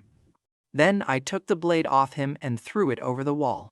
And after that, it was what I said it was, at the mouth of the cut. A man moving furniture. No summon, nothing called. Nothing came out of the sky, and nothing spoke, and nothing lent me a claw. Everything I hit him with, I had bought on a step with money I had earned carrying rock, out of points that his own hands had put into 9 animals at 3 in the morning. And neither of us knew that yet. I put him on the ground in his own drill ring in about 40 seconds. The feed boy, the keeper. And then I stopped. He was face down in the dirt of a ring he had been drilled in since he was 6. And his own men were watching. And it would have taken 1 boot. I stepped back. I want to say this was mercy. It was not mercy, and I have never claimed it was. It is that I had sat on a step 3 nights before and worked out exactly what a dead air buys. And the answer was a tithe on 400 people and 9 chains with a new owner's name on them. The ring is public or it does not count. I said, to the yard, not to him, tomorrow. Then I turned my back on him, which is the only insult I gave him that day. And I have been told it was the loudest thing that happened. 200 people from a mining village watched the exile beat the air in the heir's own yard. and then walked back down a house road in daylight, unhurried, past 30 men with spears who did not do one single thing about it. They were still talking about it at the ring, days later. I have heard the version they tell in the capital, and it has me 10 feet tall. The only line from that morning I actually remember hearing, and I heard it from a houseman behind me as I walked out, said to another houseman, in the voice of a professional watching something he cannot account for. Where is he pulling that from? He did not watch me go. I looked back once from the gate, and my brother was up on one elbow in the dirt, and he was not looking at me at all. He was looking at his 9, going along the line of them, one at a time, the way you look at a column of figures when you have finally decided that the error is not in the arithmetic. He did not get up off that ground for a while after I left. I know exactly what he did, because 30 housemen watched him do it and 30 housemen talk. He sat up on one elbow in the dirt of his own drill ring and went along the line of his 9 all the way to the end and back again. Not the food. He had proved that at ruinous cost. Not the training. He had proved that too. And not the animals. He had 9 of them, and it had happened 9 times. And 9 is not a run of bad luck. 9 is a mechanism, which leaves the one thing on the list he had never once considered. Because you do not consider it about a feed boy. Somebody is on the other end of this. It took him about 4 minutes. I bought the last line on my list in the road outside his gate. A yard's worth of points had come in during the fight. It does that in a fight. Everything that is happening to them up there arrives as it happens. And I stood in the road and read the 3rd name I had said out loud at the workboard 2 days before. Dragon's Aura. It does nothing for me. I want to be clear. Because I had by then read that line about 400 times, it does not make me stronger. It does not make me faster. It does not stop one single thing from happening to me. It is a circle. And inside the circle people can feel that I am there, and inside the circle I can take an injury off a man and put it on myself. That is the whole of it. That is what it does. It cost more than scales and fire together. I bought it in a road with my hands bandaged, walking downhill. And I had it for about 4 minutes before I found out what it was for. There was a houseman on the shelf road with more nerve than sense and a grudge about the morning. And he came down the bank at the tail of the column and put a blade into the side of a man who bakes bread. I got there while he was still standing up. I have never been able to explain what taking it off somebody feels like. So I will say the only true thing. It is exactly as bad as it looks. It does not soften on the way across. You get the whole of it, in your own side, in one go, standing up in the middle of a road. The baker looked down at himself. There was blood on his shirt and no hole under it. I put my hand on his shoulder and told him to walk. Then I walked the rest of that road down to low bench bleeding through my own coat for a man who was not bleeding at all in front of 200 people.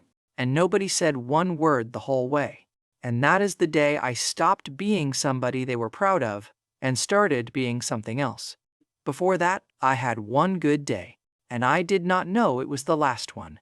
There was a bad drop in the number 3 drift on the walk back down. A man came off a ladder and put his shoulder through a stole, badly.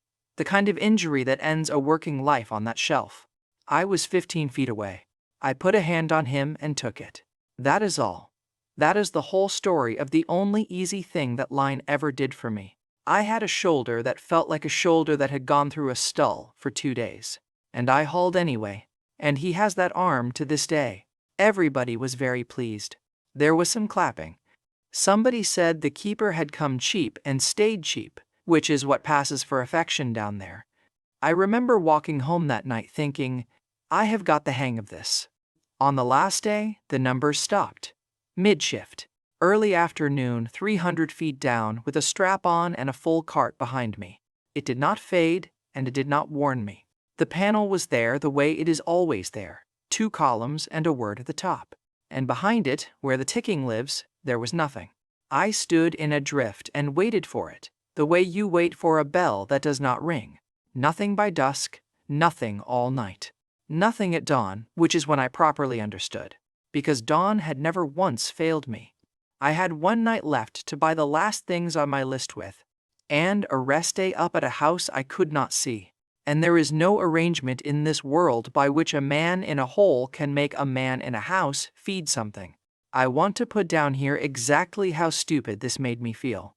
For 6 days, I had been walking around inside the best luck anybody has ever had, telling myself I had earned it, hauling for it, testing it, keeping accounts on a slate like a clever man. And within an hour of me walking back down that road, having beaten the air of the house in front of 200 people, the heir sat down on a wall and turned it off with his arms folded. I went down that morning anyway. I have gone over that decision more times than any other in this account, and I still do not have a version of it where I come out well. The scene we were on was the Deep East, which is mine. I asked for it. I got it given to me by something with a head the size of a cart, and every man on that crew was down there because of a bargain I made with my mouth. The rate was double. Everybody had got used to the rate, and I had been for 6 days a man who could hold a roof up. So we went in on a bad wall with 9 men, and it came in on us, and I could not do one single thing about it. 3 men hurt. One of them the old man with the bad chest. Not a fall on the crew, a fall on me. And every man in that hole knew the arithmetic as well as I did. They had cut that wall thin because the keeper was standing behind them. They carried me out too, because a beam came round and put me down. And that is the part I cannot get past. I did not even go out under my own weight. 4 men who had been hurt because of me spent their strength carrying me up an incline. I went back down that night, not with a crew, on my own, at about 11, with a lamp and nothing else, because there were 2 men still in the number 4 crosscut, and the props would not hold for a proper party until morning. There was nothing on the panel, not one point, no scales, no fire in my hands, nothing to hand anybody. I carried the first one out on my back. It took an hour and 10 minutes. Because you cannot go quickly under a bad roof, and he was a big man, and I am a porter. Then I went back down and got the other one. I got out with him about 20 minutes before first light, and I sat down in the mud at the mouth of the cut and could not get up for a while. There were maybe 40 people there by then. Nobody clapped. Nobody said the word. This is the one they still tell. Not the gate, not the drill yard, this one, and the way they tell it always in every version I have ever heard is very short. He'd nothing left and he went back down twice. That is the only thing I have ever done that I would do again exactly the same. That was the night my brother wrote them off. The test had worked. He rested them, the road went quiet. And every report that came up from low bench said the same thing. The keeper is finished. The keeper is carrying men out on his back like anybody else. But it did not tell him where it went. It only told him he could stop it. And a man who has spent a year's margin and 9 hearts and a season on 9 animals that never once went past 1, and who has just been put on the floor of his own ring in front of his own men, eventually writes the sentence at the bottom of the page. The stock is broken. All 9. He gave the order to have them put down. The only thing in the world that stayed his hand was the contest, because an entrant of his line has to present a summon, and the ledger would not stretch to another. So they had a date. She told me at the mouth of the cut, sitting in the mud. I had felt it before she said anything. That is the part I want down. Since the night before, there had been something underneath the empty, not the panel, something lower and further away, the way you know a fire has gone out in the next room. They had not been fed since the drill yard. He has written us off, the oldest said. I asked her what that meant, and she told me, in the same flat voice she tells me everything in, that the night before, the heir of the house had signed for the 9 of us to be put down as defective stock. I sat on the edge of a hayloft in the dark and asked her how long. After the contest. He cannot do it before. An entrant of his line has to present a summon at registration, and he has no other. So we are alive until the ring. The only reason 9 dragons were still breathing was that my brother needed something to walk into a ring with. How long? I said again. 2 days. The house's answer to the drill yard came before noon, and it was not a rider, and it was not a coach. It was a charge, read out at the workboard by a clerk with 2 men behind him, and it was the old one, 8 years old, the one they had never had the nerve to try in a court, the poisoning of the Lord's father by the household boy. And with it, the terms. The village of Low Bench was harboring him. The village of Low Bench would therefore pay the harboring fine quarterly, in addition to the tithe, unless the village of Low Bench handed him over. They read it in the yard where I had lifted a cart with 40 sacks on it. I was standing at the back, and I had already decided to walk out to the front, because there is a limit to what you let people pay for you. Rufus got there first. He did not shout. He did it worse than shouting. He took the clerk's own paper out of his hand, put it on the board table, and answered it item by item out loud to the whole yard and the 2 men in house colors. 7 days as a porter, and what came out of the deep level? 4 men under a roof in the number 3. 40 men on the gate, and the gate held. And would the gentleman like the names of the 40? A boy's leg, under a wagon, in the house's own levee. A baker who came down that road with a hole in his shirt and nothing under it. 2 men out of the number 4 crosscut, at 11 at night, alone, on a bad roof, with nothing. He went through the lot, and it took a long time, because there was more of it than I had realized there was. And every item was a thing that whole yard had watched with their own eyes. Then he said, "That's the poisoner. Anybody want to contradict me?" Nobody did. They paid it. 400 people who work by weight paid a harboring fine on a Friday afternoon, rather than point at a man standing at the back of their own workyard. And I stood there and watched them do it. And there was nothing on my panel, and nothing in my hands, and no version of this where I could fix it. That is the worst hour in this account. Not the shaft. That hour. And then they did the other thing, which I did not see coming at all. They walked me to the registry. All of them. Straight from the board that afternoon up the shelf to the guild registry office where a clerk keeps the book. 400 people in the road outside a door that fits 2.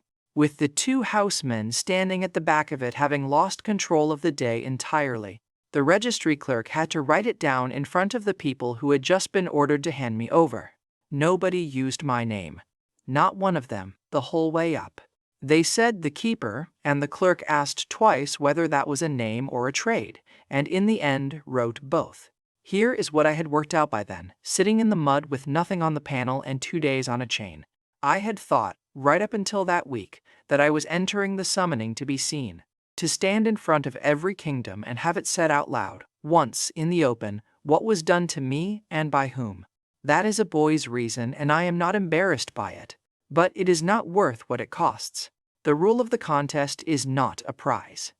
The winner of the combat summoning is made a king of his own ground, with a seat, and a seal, and the right to be obeyed. A house can ignore a charge.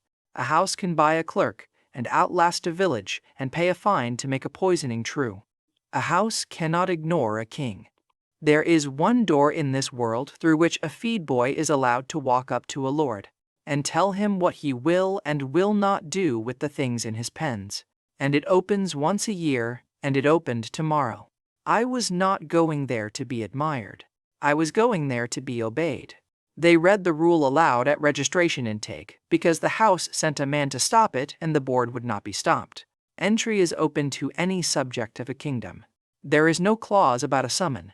There has never needed to be a clause about a summon, because in 300 years nobody has ever been mad enough to enter without one, and you cannot write a rule against a thing nobody has done. The clerk asked me for my creature, its line, and its rank. I said I did not have one. He asked me again, with his pen up, in the specific voice of a man giving you a chance to save yourself. I said it again. So he wrote it in the book, in the column where every other entry in 300 years has a beast's name in it, in a clear hand, no summon. And behind my eyes, on the empty panel with nothing in either column and nothing coming in, the word at the top changed. Dragon Keeper. Then the board read the levels.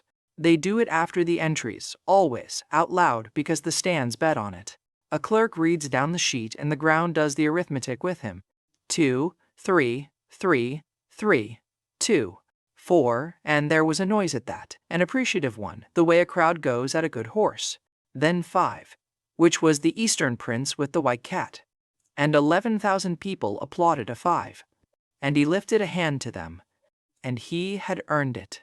5. In 300 years the best anybody has ever managed is 10. And this was a man of about 30 standing in front of a crowd at 5 and being applauded like a champion, which is exactly what he was. Then the clerk got to the bottom of the sheet, where they put the ones nobody is going to bet on. He read my number. Then he stopped and looked at the sheet and read it again. That is all that happened. He did not say anything about it. He read a number out twice in a flat clerk's voice, and the stands did not laugh the second time. And there was a sort of shuffling silence up in the tiers where 11,000 people were deciding, privately, one at a time, that it must be a clerical error. 22. Somebody near the front said, "That's a misprint," in the exact tone of a man who has just worked out that it is not. The word above my panel changed while I was standing there on the sand. It had said keeper since a step in the dark and a village that meant it kindly. Dragon keeper. And under it, I felt it before I read it, the way you feel a door open behind you. The last grayed line in the list came out of the gray. I had been reading that line for days. It had been dark since the first night I ever saw the panel. It had no price I could understand, and it was written in the marks off a chain in my stepfather's pens. And I had put it out of my mind the way you put a house out of your mind when you walk past it every day. It was for sale now. And the price on it was one I could pay that afternoon. I do not have a tidy explanation for the timing, and I have never been given one. I walked into a summoning contest with nothing, and the panel gave me a summon. Today, of all days. The trouble was that it did not tell me what it was. Every other line on that list says what it does. Fire in your hands. Skin like theirs. Take the harm off a man and carry it. Plain words. The way the board at Low Bench is plain, this one had no description at all. It had a name. One name, and the name was not in our letters. And I have been able to read their written tongue since the night the oldest gave it to me on a road above Low Bench. And I could not read this. It is not their writing. It is what their writing is made out of. Deeper cuts, rounder shapes, older. The last page of a stolen levy book, the bottom of a panel, and the long chain at the far gate of the pens, which I had had my hands on twice a day for 8 years. There was no creature listed. Nothing about a beast, or a line, or a rank. Just a name I could not say. And a price I could pay. And 11,000 people going home for the night. I bought it standing on the sand of an empty ground at 6 in the evening with the sun off the stone, and nothing happened at all. I called it that night on the road outside the ground, not because I understood it. Because I had it, and there was one day left, and a man who has spent his whole life not being allowed to open things does not sit on a thing like that. I did not know how. There was no instruction. I did the only thing I have ever done with any of it, which is put my attention on the line and mean it. And the road came apart. That is the closest I can get. Not a light, not a noise. A long tearing sound a long way underneath the world, the kind you feel in the soles of your boots. And about 10 feet in front of me, the air came open like a scene giving. A woman walked out of it. She came out barefoot on a stone road, upright, one step, and stopped and looked at me. And I have thought about that first second every day since, because she was not surprised. And I have never once in my life been the person in the room who was not surprised. She was tall. Dark hair, wet through as if she had come out of somewhere with weather in it. A gray shift, torn at one shoulder.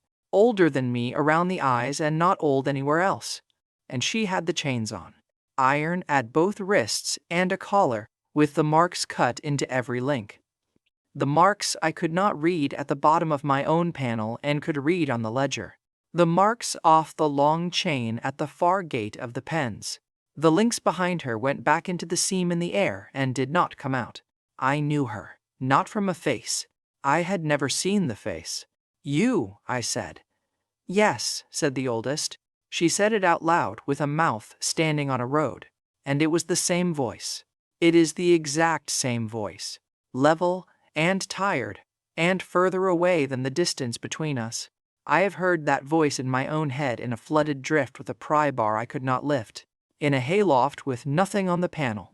In a room with a fire lit in the afternoon and my hand on a piece of paper. "Take it back," she said. The same 3 words. She said them again for me out loud, so that I could watch her say them. And I stood on a road outside the capital and had to put my hand on a milestone. I asked her, And this is the whole of what I could get out. Was that you? All of it? The shaft? It was me in the shaft. It was me on the road. It was me in the good house with the fire when you had your hand on the paper. Why did you never show you this? She lifted her wrists, and the iron came up with them, and the chain went back into the air behind her and did not end. Because this is what it costs to be here. I asked her name. She looked at me for a long moment and did not answer, and then said, "You have carried my food twice a day for 8 years and never once needed one. Here is what it costs," since I made her say it. She is not walking out of a door. There is no door. The rune in the pens is a wall, and calling her drags her through it. And the marks on that chain are what does the dragging. It hurts her. Continuously. Not a shock at the start and then nothing. The whole time she is standing out here on a road, it is happening. And it comes off me, live, the way the gate came off me, everything I have, going out steadily for as long as I hold her out. Minutes, not hours. A keeper learns to count. So how long can you? That is the wrong question, she said. How long can you? We got about 9 minutes. And we spent 6 of them arguing, and then something came off the North Road at a caravan. There is a lot of that on the roads outside the capital in summoning week, because there is a lot of money moving. 4 wagons, a family on the second one. And something coming out of the ditch at the horses. We did not discuss it. I want that written plainly because it is the best thing in this account. She went left and I went right, and neither of us said one word. And it went exactly the way it would have gone if we had done it 400 times, which, in a manner of speaking, we had. She had been standing behind my eyes for every fight I have ever been in. She fights like nothing I have ever seen, and she fights in chains, which she is used to, and I was not.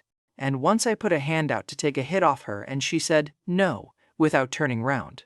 And I found out later why what is on her cannot come off her. It took under a minute. The carter got down off the wagon shaking and thanked us both, and asked, politely, who she was. I sent her back on the road, in the dark, 20 feet from a milestone, with a family watching from a wagon. I could feel what it was doing to her. That is the part nobody sees. By then I was down to the floor of the panel and she had gone gray around the mouth. And there was nothing to argue about, and we argued anyway. "Tomorrow," she said. "In the ring. You will need me in the ring." "No, you have 22 entrants and every one of them has a beast. I know what they have." "Then call me." And I said the thing I had worked out on a step outside a workboard with crumbs on my coat, and again in a hayloft with nothing on the panel, and I have not moved off it since. Not in the ring. Not for a prize. Every single thing that has ever been done to her, and to the 8 behind her, was done by a man who wanted something and had the right to make her get it for him. My stepfather. My brother. 300 years of that house and every house before it. The chains are not the injury. The chains are the paperwork. I am not walking into that ring to win it by giving her an order. "That is a very fine speech," the oldest said, "and you will lose." Probably. She looked at me for a while, and something went across her face that I did not have a name for that night and do have one for now. Then I let go, and the road tore, and she went back into it with the chains still on. Round 1 was the weights. 9 iron cases on the far side of the sand, various, up to 400 weight, and a marked line, and a bell. Most weight over the line before the bell. It is the oldest event on the sheet, and it is there to measure a beast's strength. And every entrant in that ground did it the same way, which is to say, their creature did it. The white cat went first and took 3 cases in one trip in its mouth, and the stands went up like a roof coming off. Then me. I want to describe the silence when I walked out to the line on my own, because I have not had a better minute in my life. 11,000 people on a warm morning, watching a big man in a porter's coat walk out to 9 iron boxes with nothing beside him, and slowly understanding, in a wave, from the front tiers backwards, what he was going to try. I carried them. That is it. That is the entire feat. I did what I had done every day of my life for a rate paid by weight, on a flat surface, with no roof to worry about and nobody in my way. and it was the easiest work I had done all week. 2 at a time, then 3. Then, because the stands had started counting with me and I am not a saint, 4. 9 cases over the line with a quarter of the bell left. And the judges had to send for the book, because there is a rule about a creature carrying more than its own weight, and there is no rule at all about a man. Round 2 was the chains. They hang a rig of iron across the sand, 12 chains, thick as your wrist, and you take down as many as you can. It is a heat event. It is on the sheet to measure fire, because that is what fire is for. And it is the round nobody who is not a fire line ever wins. I had burned both hands open on a back lot behind a smithy in front of 2 children and a woodpile. And then I had gone back out to that lot in the dark with my hands wrapped, and done it badly over and over until it came out as a line and stayed where I put it. I took 9 chains down in under 2 minutes with a line of fire out of my right hand at the length of a man, and the last 3 I did slowly, because by then the whole ground was standing up. They were not laughing anymore. They had stopped laughing at the weights. Somebody in the 3rd tier started up with the word from home, keeper, and it went round 2 sides of that stone bowl before the bell went, in a kingdom where nobody had ever heard of low bench. Round 3 was the semifinal, and the semifinal is the hitting one. 2 on the sand. 1 task, stay on it. There is a beast at the other end, and the beast is a champion's. And the honest way to describe what happens is that a thing the size of a cottage tries to take you off your feet for as long as it can, and the judges count. I did not throw a punch. I want that on the record because of how it looked. I stood on the sand with my feet apart in a porter's stance, the one you use under a full strap on a bad floor, and I let it hit me. Skin and bone go hard under the impact. That is all that line does. And it does not stop the pain. And it does not make me quick. And I trusted it about 10% further than it goes, twice, and paid for both. It hit me for 4 minutes. At the end of 4 minutes, it was blown. And its handler was hoarse. And it stopped and would not go again. And the judges gave it to me on the count. The Eastern prince, who had beaten the boy with the serpent in the other half of the draw, and who had been applauded at 5, came round the tunnel afterwards to look at me. The way you go and look at a bridge that has not fallen down. You have not thrown a single strike all day, he said. I said, no. He thought about it and then he laughed and put his hand out, and I have liked him ever since. Between rounds I did the thing I am least able to defend, and would do again. There are pens under the stands where the creatures are kept, and I went down there because I wanted to see what 21 other men had walked in with. And because there is a part of me that has never stopped being a boy with buckets. Something in the 3rd pen had had a bad morning and was having a worse afternoon. A kingdom I will not name, a handler with a pole. And the pole is the whole relationship. It came round on him. I got over the rail and I got a hand on him and I took it off him. The claw had opened him from the shoulder to about halfway down. And I want to describe how that feels arriving in your own body while you are standing upright in a stone corridor, and I am not going to. Because I have tried it before and it comes out sounding brave and it is not brave. It is just extremely bad for about 90 seconds. The handler sat down on the flags with his shirt in ribbons and no mark on him underneath it. 4 people saw it. 2 of them worked there. 1 of them was a judge's runner. And by the final, that story had gone all the way round the ground and come back with 3 extra pens and a dead man in it. I said the only thing I had breath for, to the men coming up the corridor with poles, don't touch him. I meant the animal. She watched every round from the stands. I paid for that. I want it in here, because it is the only piece of selfishness in this entire account, and I am not sorry about a second of it. Between the weights and the chains, I went out under the tunnel arch where nobody was, and I called her, and I put her in the 4th tier on the shaded side with a scarf over the iron on her wrists, and I let her sit there and watch a summoning contest on a warm day in a crowd of 11,000 people.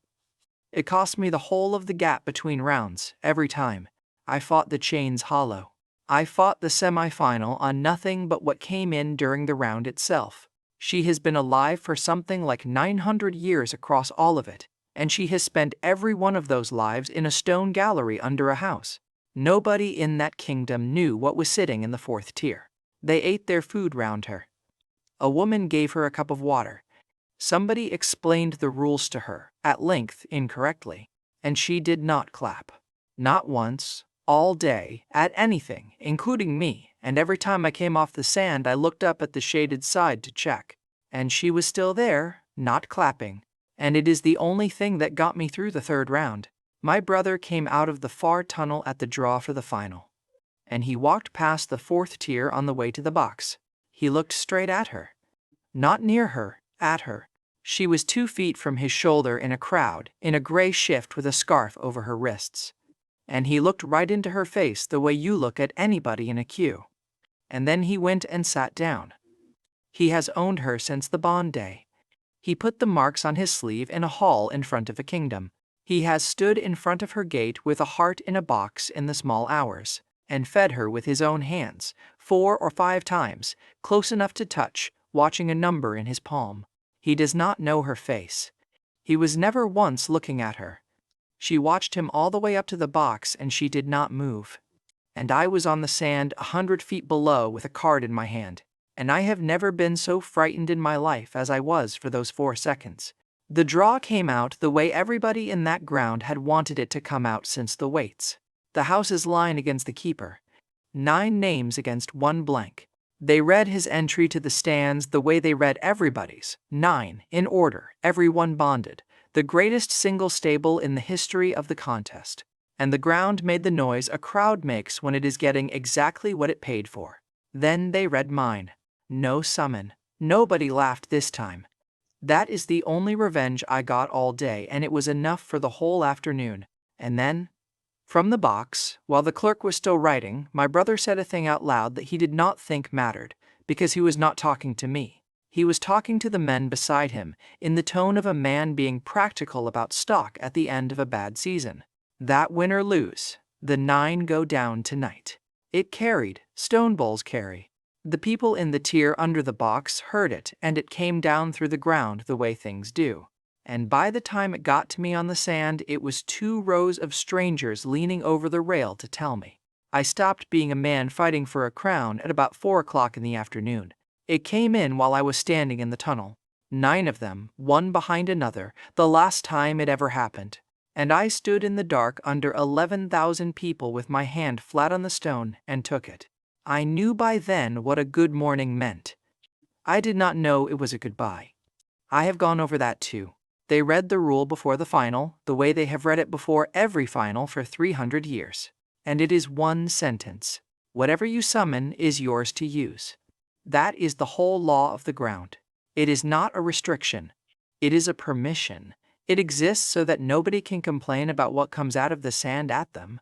I had a summon. I had bought it on that same sand at 6 in the evening the day before, for a price I could pay. And it was sitting behind my eyes at the bottom of a panel with the gray off it. The clerk asked me at the line, formally for the record, because the rule had just been read, what I was presenting. I said nothing. He wrote it down. No summon. 11,000 people had spent a day watching a man carry iron and cut chains and stand still. And every one of them assumed the blank on the sheet meant he had nothing. I had something. I put nothing on the field. That is the only sentence in this whole account that I would want. Read out if it ever gets read out anywhere. My brother came out onto the sand in the coat, and he did not look at me. They brought them up out of the tunnel behind him in the harness, 9 of them, in order, the way they came out of the pens every morning of my life. The ground stood up. You cannot see 9 bonded dragons on one field. It has never happened at that contest, and it will not happen again. And 11,000 people got to their feet for it. And I stood on the sand and looked at 9 animals I had fed twice a day for 8 years, in harness, in front of a crowd, being applauded. The runt was 4th from the left. She has always been 4th from the left. That is the order the feed goes in. He raised his hand and gave the order. They did not move. Not one of them. In front of every kingdom in the world, on the biggest sand there is, with the whole thing being written down by 4 clerks and 100 house scribes. 9 dragons stood in the harness and refused an order from the man they were bonded to. I have been told since that this had never been recorded. Not once, anywhere, in 300 years. Judges came down off the box. There is a man in the capital writing a book about it. He said it again. They stood. I looked up at the fourth tier on the shaded side. Because I could not help it. She was not there. I had not called her. I was keeping every point I had. And I looked anyway. And I let myself have about 2 seconds of thinking it was over. Then the rune took them. There is no other way to put it. It was not the brother, and it was not a handler, and it was not a decision. The marks on those chains went tight. I saw them go tight, all 9 collars at once, the same instant. And every one of those animals came up off the sand at me with their heads turned wrong, fighting it, all the way in. That is what nobody in the stands could see and what I could not stop seeing. I had known about the rune since a road above low bench. I had read half a page of it in a stolen book. I had carried a chain with those marks on it twice a day for 8 years and never once looked at the marks. That was the first time I saw the thing work. It does not care whose they are. It does not care what they want. My stepfather does not own them, and my brother does not own them. The rune owns them, and the house has been holding the other end of it and calling that a bond for 300 years. Every wrong thing that has ever happened to me happened because of a piece of ironwork and a pen that nobody in my family understands.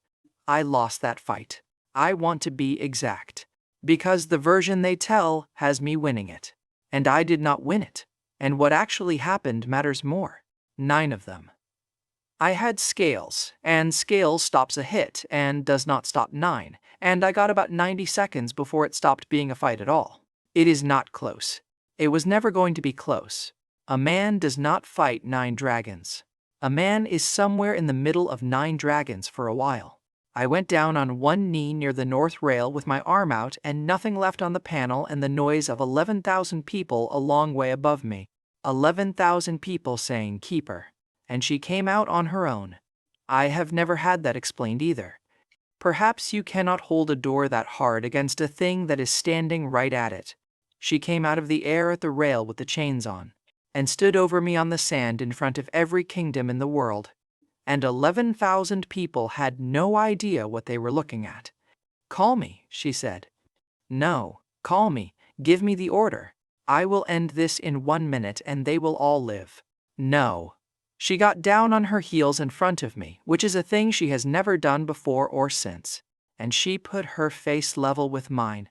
And she was gray around the mouth already because she was out here at her own cost now and not mine. Then what, said the oldest, are you going to do? I looked past her at them. 9 animals in the air over a stone bowl, coming at me, fighting it every foot of the way, being dragged forward by a collar. 4th from the left. 8 years of buckets in the dark. And I thought, in the way you think when there is no time left and therefore no cleverness available, they are the ones being hurt. That is all. That is the entire thought. It was not a plan. I have been asked to explain the tactics of it by men who are much better at this than me, and there were no tactics. They were the ones being hurt. And there is exactly one thing I have ever been able to do about that. So I gave it to them. Everything. Not to the crowd, not to a line of men on a gate, not to a foreman under a wagon. I put both hands out at the 9 things trying to kill me, and I pushed every single point I had left into them, the way I did it on a crossbeam over a gate. And I did not stop when it emptied. And I kept going after there was nothing there. Whatever I had, they had. 9 dragons in the air over the capital, being dragged at a man by a 300-year-old collar, were suddenly holding everything he owned. And the last line at the bottom of the panel came out of the gray. I had read that line every day since the first night I ever saw it. It had a price that was not a number and it never once explained itself, and I had assumed, the whole way through, that it wanted something I did not have. It did not want points. It never wanted points. The price was every share I ever made. It was a foreman under a wagon and 4 men under a roof and 40 men on a gate and a baker on a road, and a collector who went away empty, and a handler in a corridor, and 2 men out of a crosscut at 11 at night. It was the whole ledger of it. And it had been being paid off line by line since the mouth of the cut on the 2nd day. by a man who thought he was buying a cheap thing that did nothing for him. You cannot buy the last one. You can only have already given everything away. The dragon's heart. The rune cracked. It was not on the sand. It was 200 miles north in a stone gallery under a house, and 11,000 people heard it. The whole ground heard it. A sound underneath the world. The same tearing I had felt in the soles of my boots on a road outside the capital. Except this time it did not open, it broke. And every collar on that sand went slack at once. 9 dragons stopped in midair. They hung there. Nobody has ever seen that either. 9 of them, absolutely still, 30 feet up over a stone bowl, with the harness hanging off them and nothing pulling. Then, one at a time, they put their heads down and looked at me. The collars were still on them. I want that said here, because I did not notice it at the time, and it is the whole of what comes next. Cracked is not broken. Something 200 miles away had given, the way a beam gives before it goes. And the pulling had stopped, and every one of those 9 was still wearing the marks, and not one of them could have left that kingdom if I had asked them to. And everything I had ever given away came back. All of it. Not the last handful, not what was on the sand. All of it.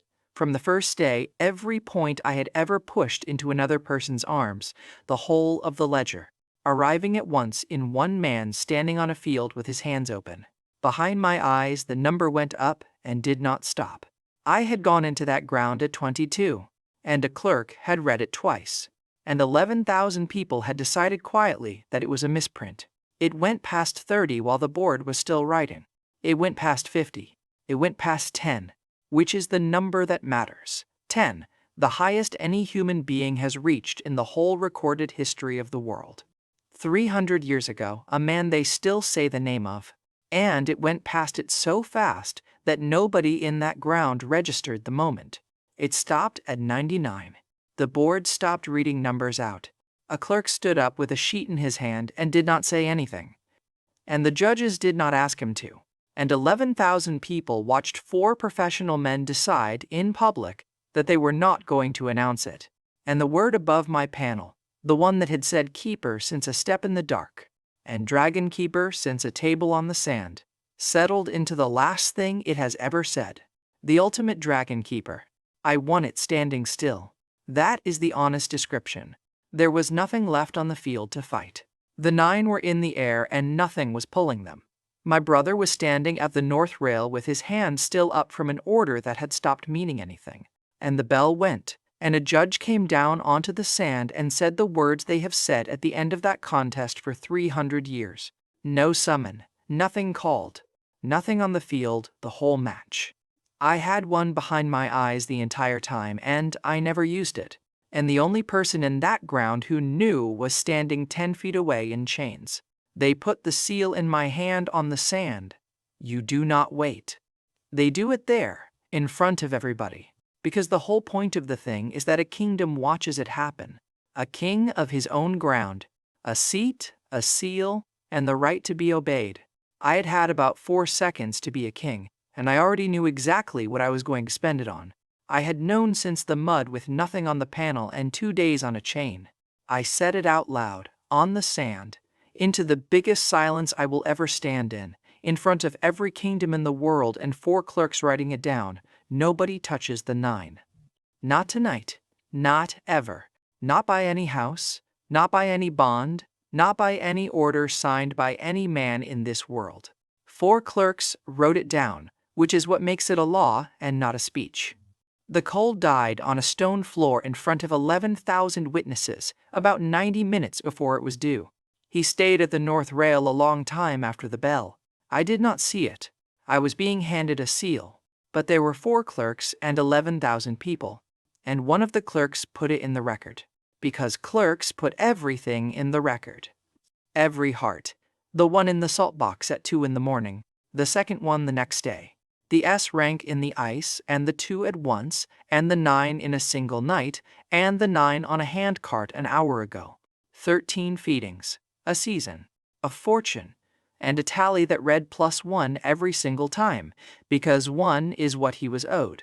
and the other 99 went out of that gallery and down a mountain and landed twice a day on the boy who hauled their feed. Not one point was ever his. He had bought his brother a crown, and it had cost him everything. And it had taken a week. He took the tally out of his coat and looked at it. That is the last time anybody saw him with it. So I went and did it with my hands. That night, I rode the 200 miles with a borrowed horse and a king's seal and got there before light. And every gate on that road opened for me, which was a strange thing after a week of climbing over them. Nobody stopped me at the pens. Nobody was going to. There were 2 handlers in the doorway who looked at the seal and then stood aside and then, after a moment, came in with me and held the lamps, which I will not forget. The rune is not what people think either. It is not a diagram on a floor. It is the gallery. The whole thing. The floor. The 9 gates. The long chain at the far end. The walls. The arch of the roof. The marks are cut into all of it. One continuous piece of work. And if you stand in the middle of it with a lamp, you can finally see that the 9 pens are not 9 pens. They are 9 parts of one object, and the animals in them are inside it. I had walked through that room twice a day for 8 years and never once seen it. I put my hands on the long chain at the far gate, the one whose marks are at the bottom of my own panel, and I gave it everything. 99 into an iron collar. It gave. It gave the way the bean gave in the number 4 crosscut, a sound first, then everything at once. The marks came apart along the length of the gallery in one running crack from the far gate to the door. And the 2 handlers went flat on the floor, and I stood there with my hands out. And then the ground went quiet. Not the quiet of a thing being finished. The other one. The way a shore goes quiet before the water comes back. Every animal in that gallery, all 9, put their heads up at exactly the same moment and looked north, past the walls, at something I could not hear. The oldest said one word in my head. Oh, here is the thing I did not know. And the thing my stepfather did not know. And the thing 300 years of that house never knew, because it was never written down anywhere except on the last page of a ledger in a script nobody alive can read. They could not leave the kingdom. That is the first fact anybody ever gave me about the dragons I raised. It is in the first minute of my life on the road. They can't leave that kingdom. And I have no idea why. I had carried that around for a week thinking it was a cruelty, because everything else in my life had been one, and it was the only fact about them I had never been able to make sense of. They were not being kept in. They were holding something out. 9 of them in a line along the northern edge of this kingdom for 300 years. That is what the rune is. That is what it was built to do, by somebody whose name is on the last page of a levy ledger in a language even they have to look up. It does not hold 9 dragons in a house. It holds 9 dragons in a place. And it is a wall. And they are the wall. And they die. And they come back about every 100 years into the same chains. And every 100 years a house that has entirely forgotten what the ironwork is for finds 9 dragon eggs in its own cellar, and calls it a blessing on the line. I stood in the middle of a broken rune at 4 in the morning holding a king's seal in one hand. A keeper with a king's seal. The greatest thing I have ever done in my life. And the only thing I did wrong. They came up out of the north before noon. Not the ones from the cut. Not the low, wrong-shouldered things we had held at a village gate with a coal shovel and 40 men. Those had come up out of the deep because the wall had been thinning for years, and we had thought they were the problem, the way you think the water on your floor is the problem. I have no useful description of what came over the northern hills that day. Nobody who saw it has ever given one that means anything. The best I can do is that the horizon changed shape. By the afternoon, 3 villages on the north road were gone. And I mean, gone. And by evening, the whole kingdom knew. And by the time it got dark, there were 11,000 people in the capital who had watched me win a contest the day before, standing in the streets asking what the new king was going to do. The old kingdom did what it has always done. They called the hall in the middle of the night, every seat, every house, and the chancellor stood up with a paper and read out the answer that has been the answer here since before anybody in that room was born. Pay the tithe. I did not know what it was. I want that in here. because I was the only person in that hall who had to have it explained to him, and I have never been so glad to be ignorant of something. There is a thing in the north that this kingdom pays, and it does not take coin. It takes names, a number of them from the villages closest, chosen by a ledger twice a year. And it has been going on so long that there are families on the North Road whose entire history is the list. I sat at the top of a hall and watched a room full of educated men read out a delivery schedule for people. And I finally understood what my stepfather's house had actually been moving down the cut road under a false weight. Not ore, not stolen goods. The house had made itself rich for 4 generations, being the family that organized the tithe. That is what was on the second page of that ledger, in the marks off a chain, in a clerk's tidy hand. And I had read it in a hayloft and not understood a word of what I was reading. I refused it in front of every kingdom. They had all stayed for it. The contest kingdoms, the Eastern Prince, the ones who had come to watch a summoning and had woken up to a horizon-changing shape. And they were all in that hall. And I stood up at the top of it with a seal I had owned for one day and said no. Not a smaller tithe. Not a fairer ledger. No tithe. I have never heard a room like it. My stepfather, from the floor, in front of every house in the world, was the one who asked the question. And it was the right question. And he did not ask it cruelly. Then what, he said, do we pay them with? I went out to the north field before light and I called her. The chains came out with her, the way they always do. And the seam in the air behind her did not close. Send me back in 9 minutes, she said. You know the arithmetic. I said I did. You are at the end of everything you have. Even now. Especially now.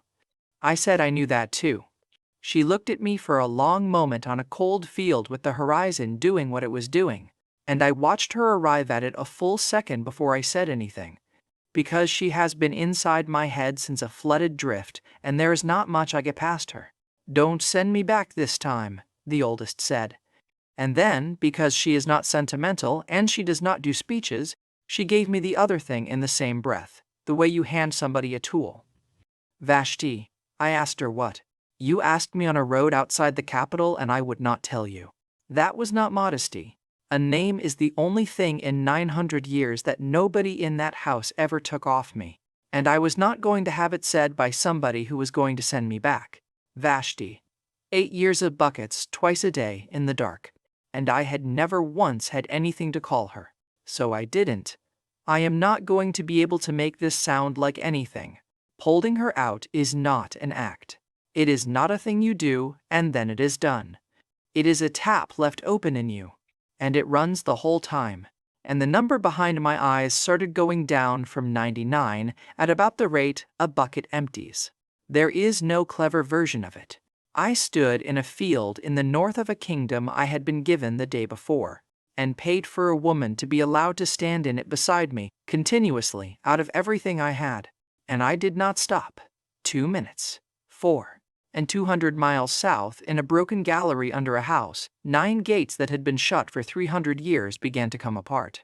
Because a rune that has already cracked cannot hold against the one thing it was built to prevent, which is one of them being out here, in the world, with nobody holding the other end of the chain.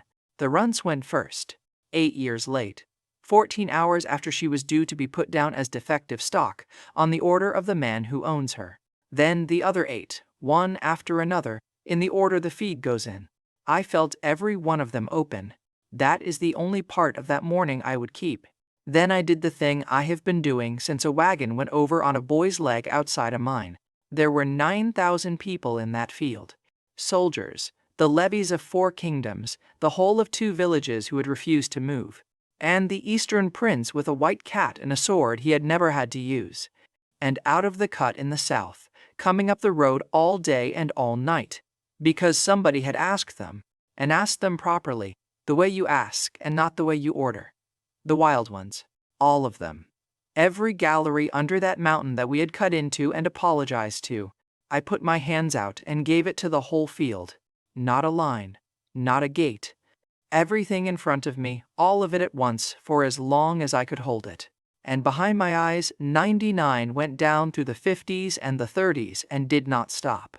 and every single soldier and villager and wild thing in that field felt it arrive.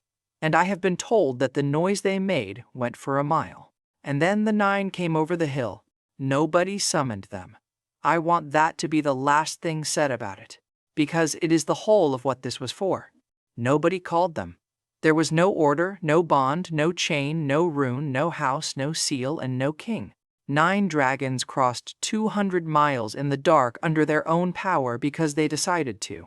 And they came over the northern hills into that field at first light and put themselves between 9,000 people and the thing coming out of the north. Free. By choice. For the first time in 300 years, the runt was forth from the left, where a keeper puts her. She has always been forth from the left. That is the order the feed goes in, and I do not think any of them noticed they had done it.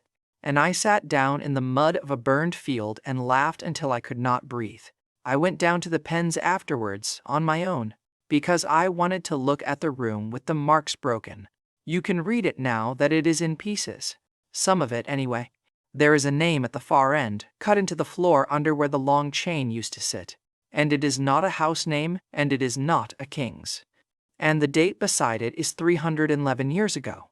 Whoever they were, they knew exactly what they were doing. They built a wall out of 9 living things because it was the only material that works. And they built it to be rebuilt every 100 years. And they must have known that within 2 generations nobody would remember it was a wall at all. They would just find eggs in a cellar and call it a blessing. It is held 9 times. The oldest stood in the doorway of a room she has died in 9 times and looked at the broken floor of it for a long while and did not say anything at all. And I did not ask. I have been out to the burned field once since. Nothing grows on it yet. The gold comes up off the northern edge of it in the late afternoon, off the ash. And if you stand in the middle, you can see all the way to the hills. That is the bit I recognize. I have known what this looks like since the first minute of the worst day of my life, when 9 dragons said something over me in a language I did not have, and one of them closed her eyes and showed the others a man standing in a burned field with gold light coming off his shoulders, and something black and enormous filling the sky in front of him. No dragon beside him. Nothing called, just him, walking into it. I have thought all this time that the vision was the north field. It was not. The north field had 9 of them over it and 9,000 people in it, and I was sitting down in the mud. The sky in that field is still empty. There were 2 of us standing in it, and I know what to call her now.